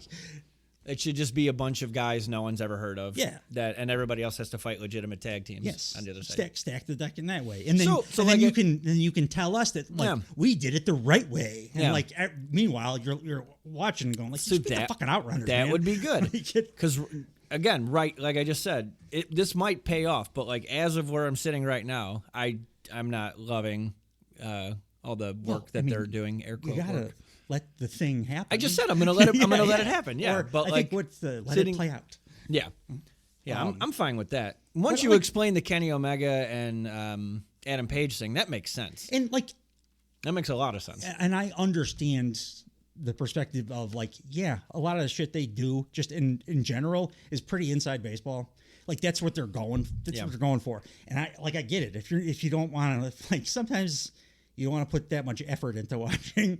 You kind of have to with the Bucks. That's just their Which thing. I'm they noticing. lean hard into the nuance, the little stuff that I love. I also understand that there's the double-edged sword there. Like it's nuanced and it's great, and I love picking that stuff out and finding they're laying the story out in a cool way. Yeah. But it's also more work to like, and if you're not really like super feeling it, you're probably not going to be as apt to want to do that shit. Right. So I understand that too. Yeah. Like I get your perspective. Yeah. But it's being booked for me, which makes me very happy. Well, it's good. I'm glad you're having a great time. I was throughout this episode. I'll tell you that for a second. Daddy Magic, Kill Switch. Yeah. It was a match. Yeah. Switchosaurus. He had his best Attitude Era British Bulldog gear on. He did. Which beat the fucking shit out of Daddy Magic very quickly. Yeah, it was a massive squash. The post match backstage promo Daddy Magic cut that they put up on YouTube was wonderful. But it accomplished more than the match did. It was just a straight squash to further the storyline, right? Yeah, that's pretty much it. And Edge came back. Yeah, I hope that ends with the Edge heel turn. I'm not interested in seeing Christian Edge fight again. No, but they're fighting next week. It's in Toronto. Yeah, I want that to. So it's what, I Quit match? Why end with Edge somehow like turning or something different? I just don't want. I'm not interested in like a build towards another. They already had a great one, but like I've seen that. Why didn't Edge come back at the pay-per-view? Because you don't want to like make Daniel Garcia look second less fiddle than. I think it was actually a pretty good veteran move to keep his face because he knows he's a like more recognizable star kind of thing. Right. Let the young guy have his glow. He had a great match. He lost, but it was a cheating thing, and he looked fair. Yeah. Let him have his moment. But if they're going to do the Edge Christian thing, I'd rather be a different direction than live in its own realm. Awesome thing. when Edge was chasing Christian, he ran out into the parking lot. Yeah. And just fucking straight up carjacked a dude. Oh, yeah, Christian carjacked the guy. Yeah. Christian just ripped a guy out of his SUV and stole his car and drove away. It's a crime. It was wonderful. Committed a crime. I love Christian so much. That was great. Also, Edge runs really funny. He always has. He's a strange looking dude. He's got like Woody from Toy Story like running abilities. I forgot. During the Switchosaurus Dad Man's match, there was a Wayne's World. Of course there was.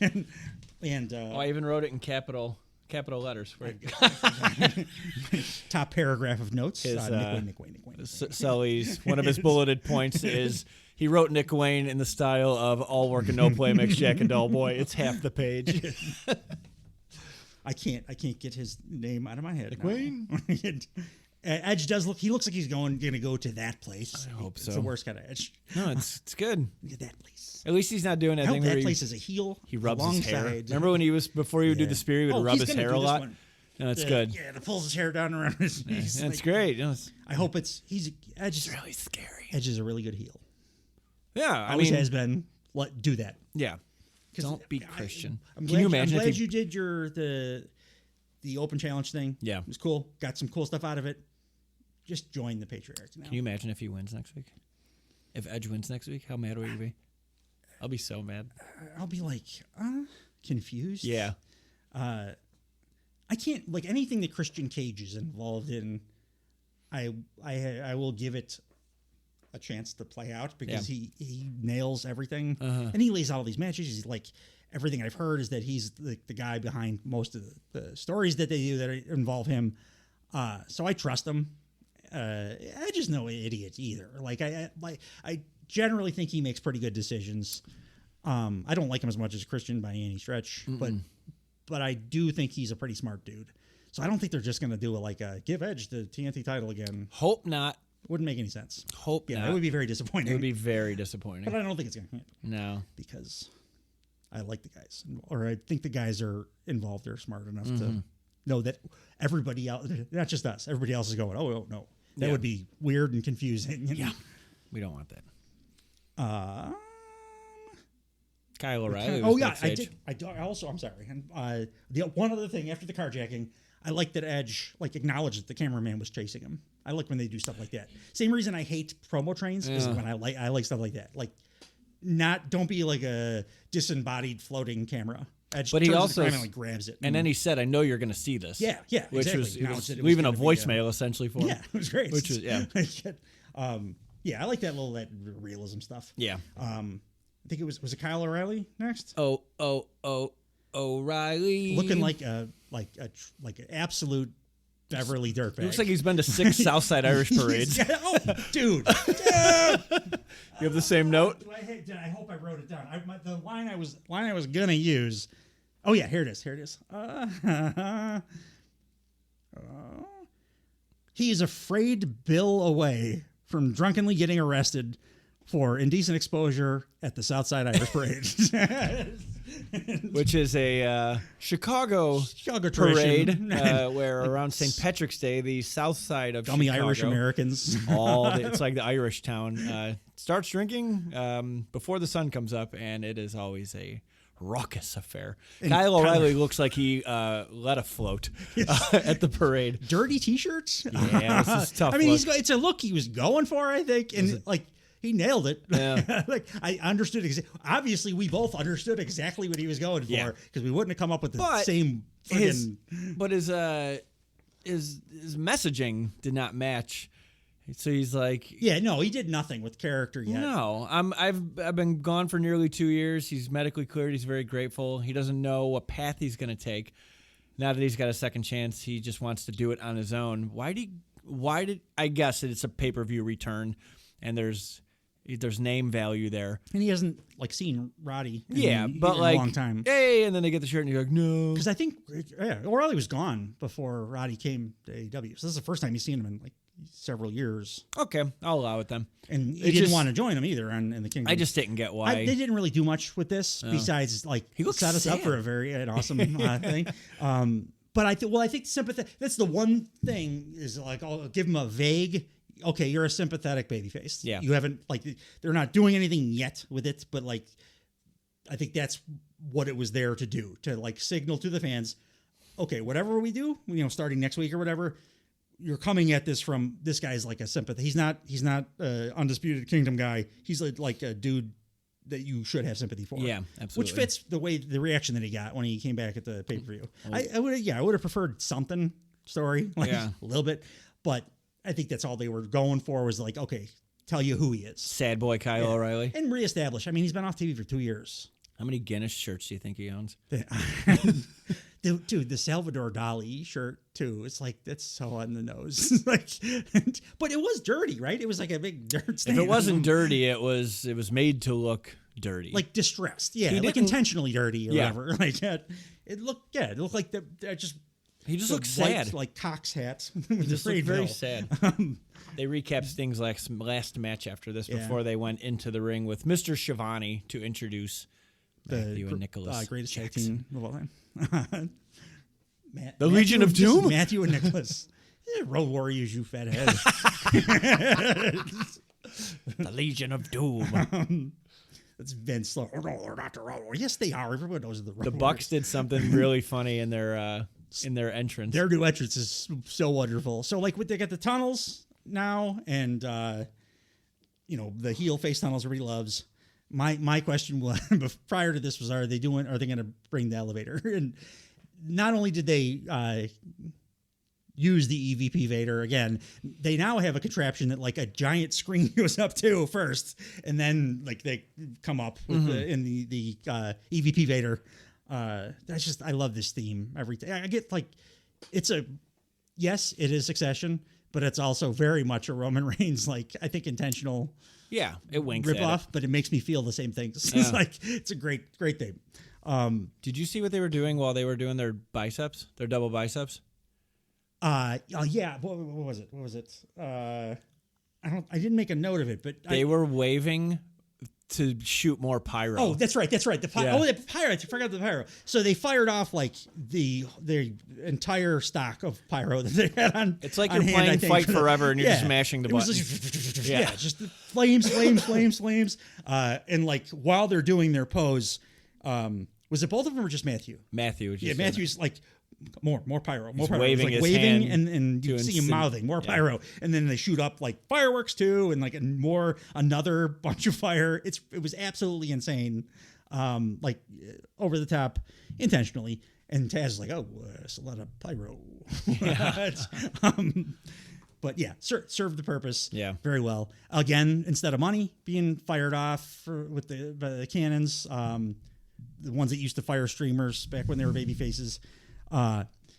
They fired off the business cards again to foreshadow what was about to come. And then Schiavone says, "Great entrance after the ass kicking you took," and they cut him off. It was great. Nicholas Jackson says Sting cheated. Nicholas Jackson said they ended Sting's career forever and that they're entered into the tag team title tournament. Yeah.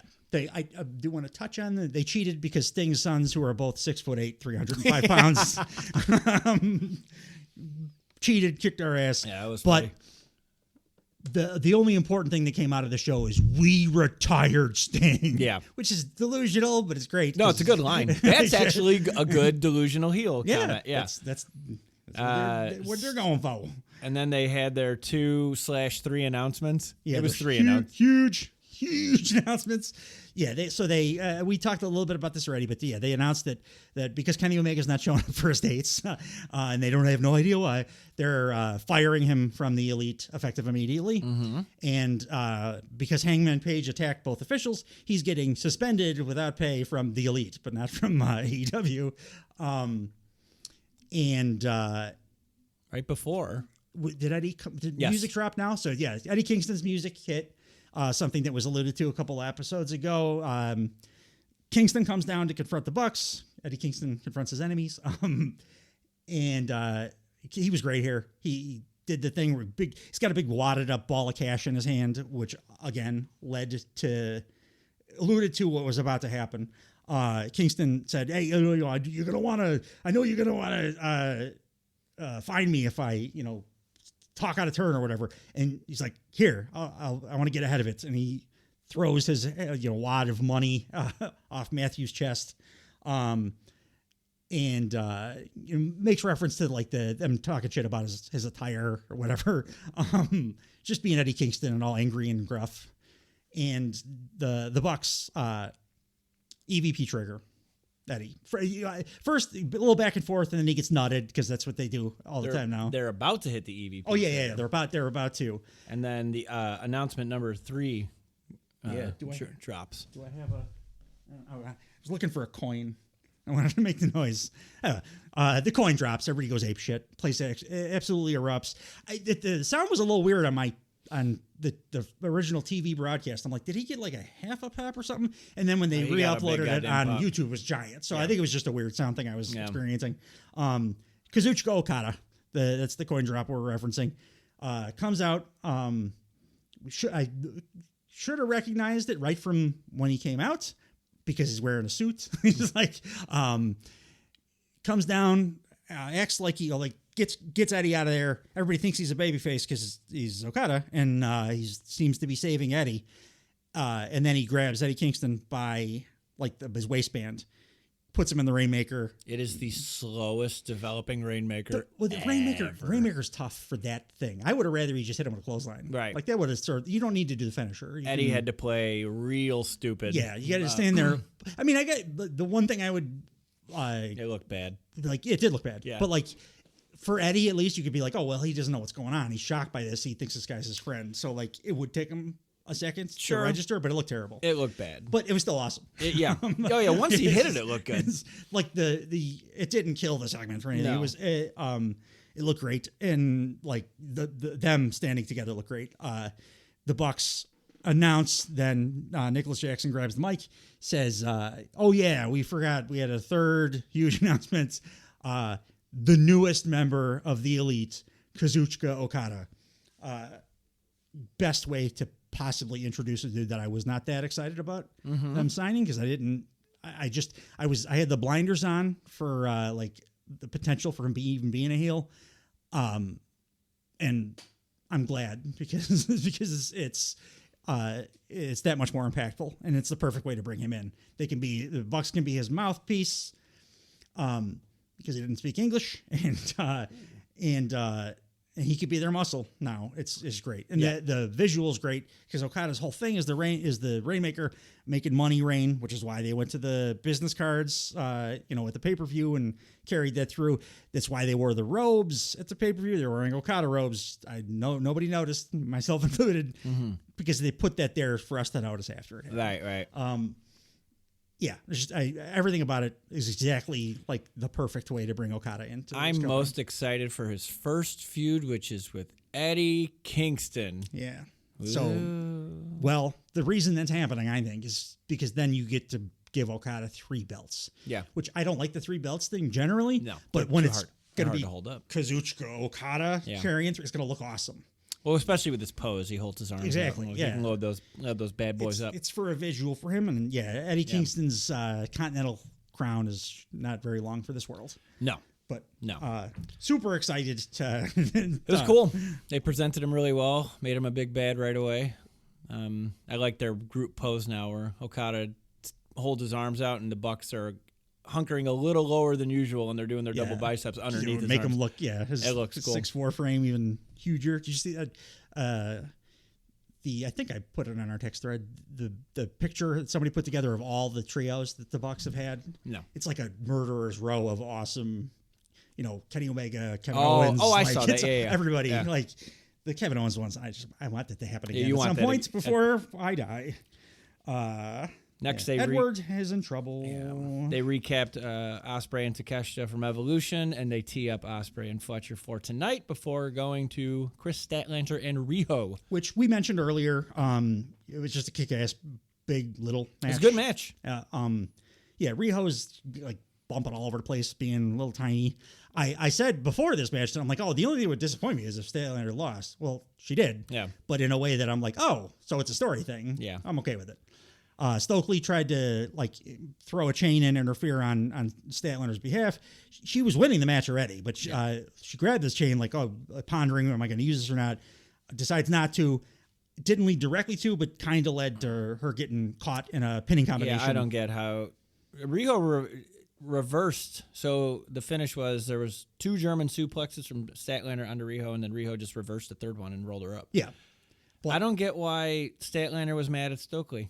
He didn't do anything wrong. Well, no, he didn't, and I think that's the reason that they did it that way is because it's if Stokely like did cost her the match like directly like that, it would push her further away from him. Right. I think she's going to start cheating. Right? Oh, she's turning heel. She's going to get pulled to his side. There's no doubt. So the way that you do that is you tell it in a way that just all you say is, well, if you had cheated, you definitely would have won. We can't say if you never looked at the chain at all, what would have happened? But if you would have cheated, you would have won this match. Right. And then even like Taz said it because he's the heel commentator, but then Shivani actually agreed with him. Yeah. He's like, yeah, you know what? You're right. She would have. Yeah. So that's why you do the little bit of extra time in the ring after the chain gets thrown in, because there needs to be space there.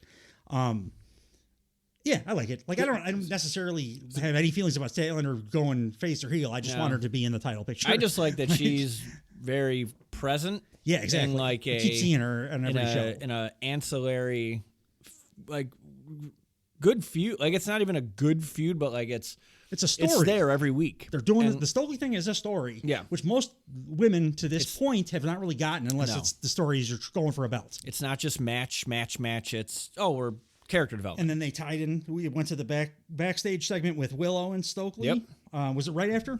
No, they did the Darby thing, right? They did a backstage with. They recapped Tony and Deanna Purrazzo, and then did a backstage with Tony before they went backstage. The recap was more enjoyable than the match was.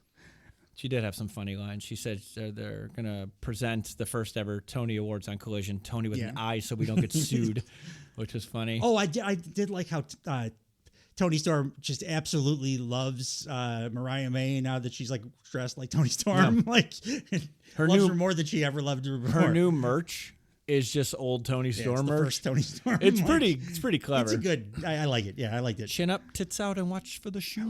That's a great catchphrase. Yeah.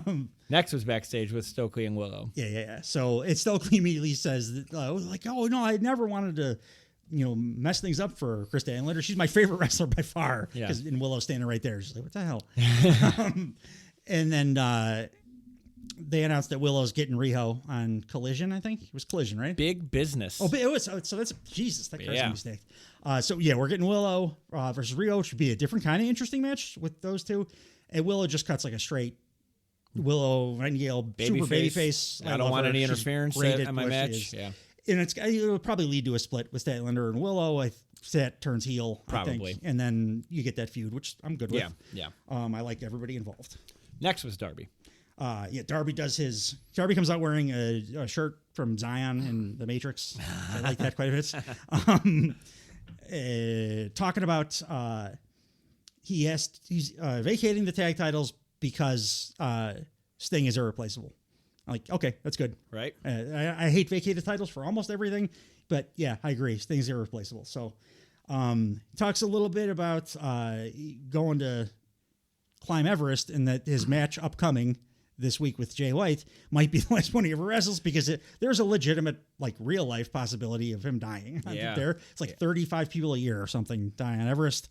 So that kind of bummed me out to think about, but it's still a pretty decent promo for a Darby prom. I thought it, like, he looked devastated the entire time. He did. So I don't know. He's been this whole since that shitty promo that he got Dynamite a few weeks ago, he's been really like acting his ass off. Yeah, it's very good. And he's said, if next week is my last match ever, I'm going to go out fighting because there's no guarantee I'm going to come back alive. I think you just mentioned that.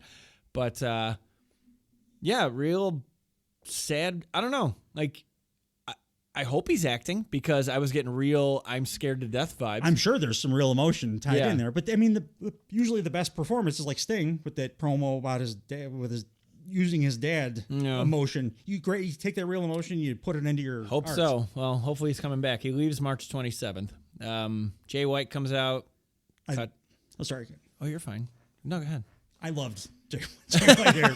Loved. He's so disingenuous. He's such a slimy scumbag. I'm just happy that Tried to get out of the match. See Jay White doing a promo again. Yeah. This has been a few weeks.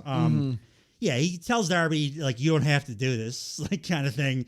Just doing totally heel stuff. He like paying lip service to the fact that he's in a babyface kind of stable right now. Like he kept saying Atlanta. It was Atlanta, right? Yep. Yeah. Which is where they're at. But then he did it so many times that it became like very clear that he's doing it to fuck with everybody because Jay White does.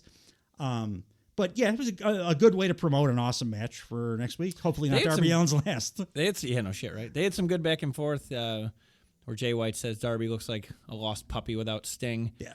Said, we don't have to have our match. Just why don't you come backstage, hang out with the group. We even got a name for you. And they call him Darby Scissorhands. That was amusing.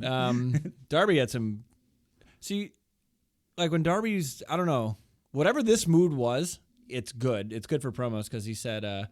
He's Jay White has main evented the Tokyo Dome twice, won world championships around the world, and since he's come to AEW, all he's done is played with cardboard cutouts. Great bit of business there. Like I don't buy the hype. Yeah, I don't believe the hype. If you're as good as you say you are, you'll come alone.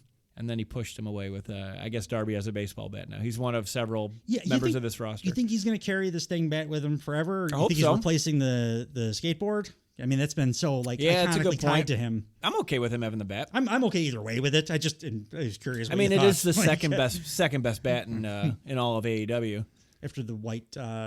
After Floyd, Young Bucks. After Floyd. No, thank you, sir. Floyd is the plant's name in WWE. Oh, it did have a name. The Moxley, the Dean Ambrose. I forgot about that. I do not know. It was fun. Jericho's a hoot. Yeah. They did backstage with Sky Blue and Julia Hart. Yeah, Julia Hart gets multiple back-to-back segments. Just a little clunky having her in two back-to-back. It made me wonder where Sky Blue went between promo 1 and promo 2. Shout outs to this. His idea of she needs to change her name to Black Sky. That's just much better for this. I don't know if like Malachi doesn't want her in the House of Black or something, but yeah.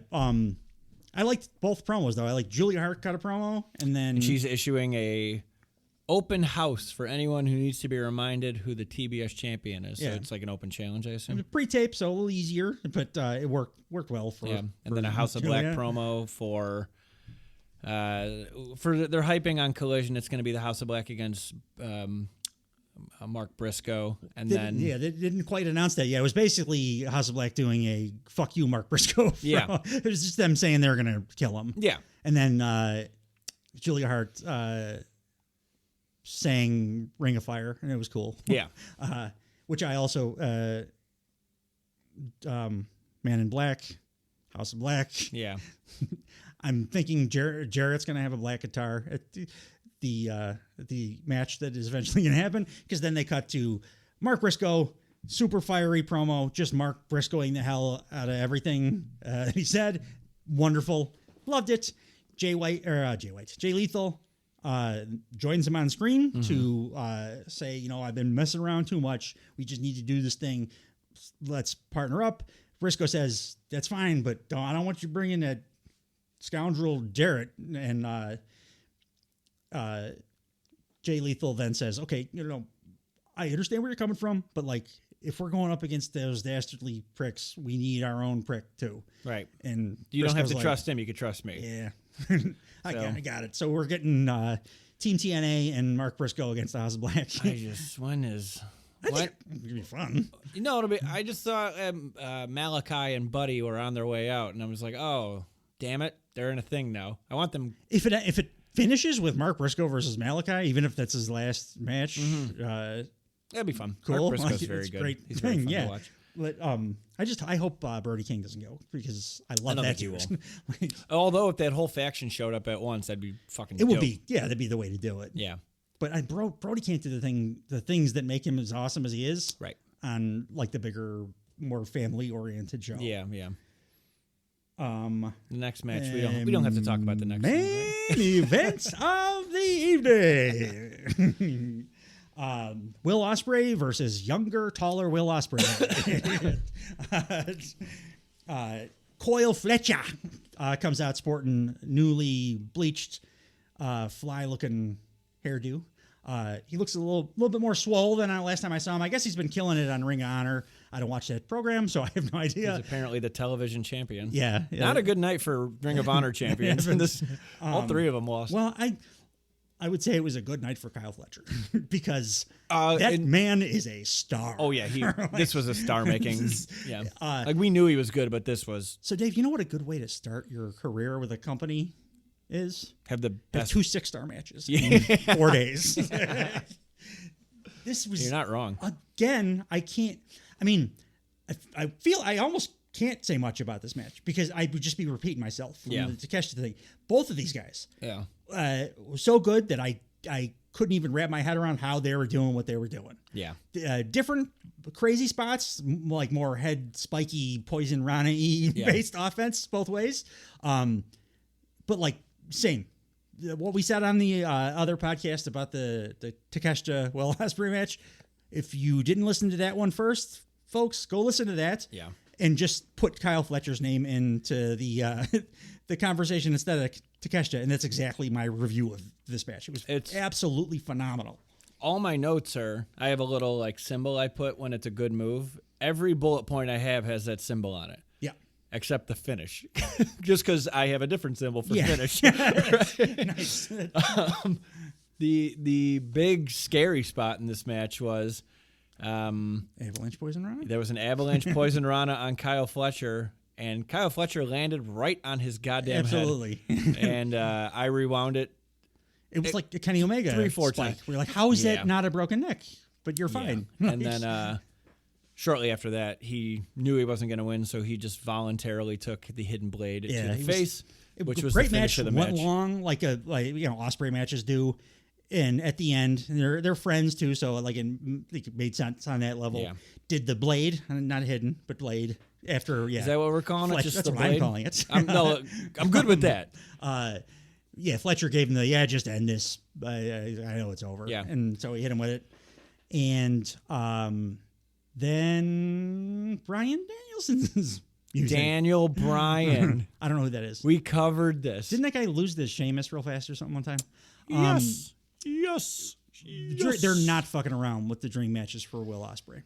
We got Takeshita in the first one. We're getting Danielson in the next one. Yeah. Even Fletcher, too, you can... And Fletcher's a dream match that like most people didn't know they wanted. I can't wait for... Oh, wait. You missed Wembley. We got Chris Jericho, too. That's... Yeah. I mean, looking at my notes from this thing, they tell me. The show goes off the air with like the epic stare down between Danielson, and I'm so interested in what that's going to look like. Yeah, they're both absolutely incredible. Yeah, in totally different ways. So that's so very excited. When I was complaining that Danielson needs to just win a goddamn championship, this is the second best thing he could do. Yes. And it just and it all boils down to just entertain me and give me the things I want, and this is the thing I want. Absolutely. And if you're not going to win titles, fine. Then just fantasy book. And like so for the upcoming pay-per-view, which is still 2 months away. Is this one day after Dynasty? Dynasty if you're a Brit. Dynasty. Looks like already they have set up Swerve Joe 1-on-1. Ospreay Danielson, I assume that's the pay-per-view. They might be doing that earlier though, because it's like probably on Rampage. 2 months away. Knowing them. Okada versus Edward. I think that might happen at the Ring of Honor pay-per-view just to get the belts on Okada. But if not, then it's another one they're already building towards. Yep. Willow Julia probably won't be Statlander yet, but we already got a story going for the Julia for Willow. Potentially Malachi and Mark Briscoe.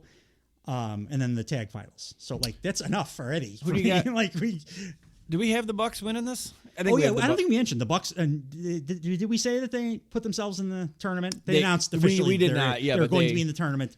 I think the direction they're going is we're going to see the Outrunners like as the first team. Yeah. It's either going to be just kind of trash teams, and they'll say then like, well, you guys can't even say anything because we did it the right way. Yeah. Or they will. It'll be like the regular brackets. Won't look terrible on at the outset, but then they're just going to cheat their asses off, and nobody can do anything about it because they're the bosses. Right. So like, I'm not sure which one would be better. I kind of like the Outrunners, like set the whole brackets up that way, but either one works. But we have them winning, right? I think they're going to win. The tournament. I hope so. Yeah. If they had not announced entering it, I thought it maybe we'd get a FTR BCC, like the FTR get their win back in the finals kind of thing. Yeah, which would be a cool story too. But the Bucks being in it, I think they have to win it and they have to do it in a shit heel way. Yeah. Okay. It's fun. There's a lot of fun tag teams in it. Yeah, it's pretty stacked. Everybody's kind of doing something right now. Love me a tournament. We'll see. I had this Dynamite, despite the shaky ass start, really gave me the feeling that I've missed so badly from AEW. I think you're absolutely right. I think Phil did a number, man. Not intentionally, and not even by being a dick. No, it's just a difference of his philosophy. Suggestions were not the right thing for AEW. And at the time, he was the biggest star the company ever had. And Tony Khan had stars in his eyes. It still is the biggest star the company ever had. So, yeah. I mean, that's not really arguable. I think it's going to change pretty fast. I think that now American eyes being on Will Ospreay, I really think that dude has a chance to he's got the best shot of anybody. Make the brand hit a high they've ever hit. Once people start seeing him, I mean, like we said, undeniable is not even enough of a word. No. It's it's a spectacle. Right. Every time he's in the ring. 100%. Is the best possible person they could have because it's in ring. It's all in ring stuff. I mean, his other stuff's good too, but I think eventually he's going to be just an enormous star. Yeah. And I don't think there's anybody else. I mean, AEW, it's mostly niche kind of stuff. Yeah. Like a bunch of people that I absolutely love, but I couldn't see because in ring stuff, you generally don't become a giant star. I think Ospreay's got that. I think he's going to be the first guy. He's very special. Yeah. He's a very special guy. Something I've never seen. No one's ever seen this. No, absolutely not. So if I mentioned a little bit earlier, guys, if you haven't already, go check out our other special bonus podcast for AEW Revolution. It's going to drop the same time as this one. As always, thank you for sticking with us, and thanks for listening. Bye-bye. Goodbye. Bye.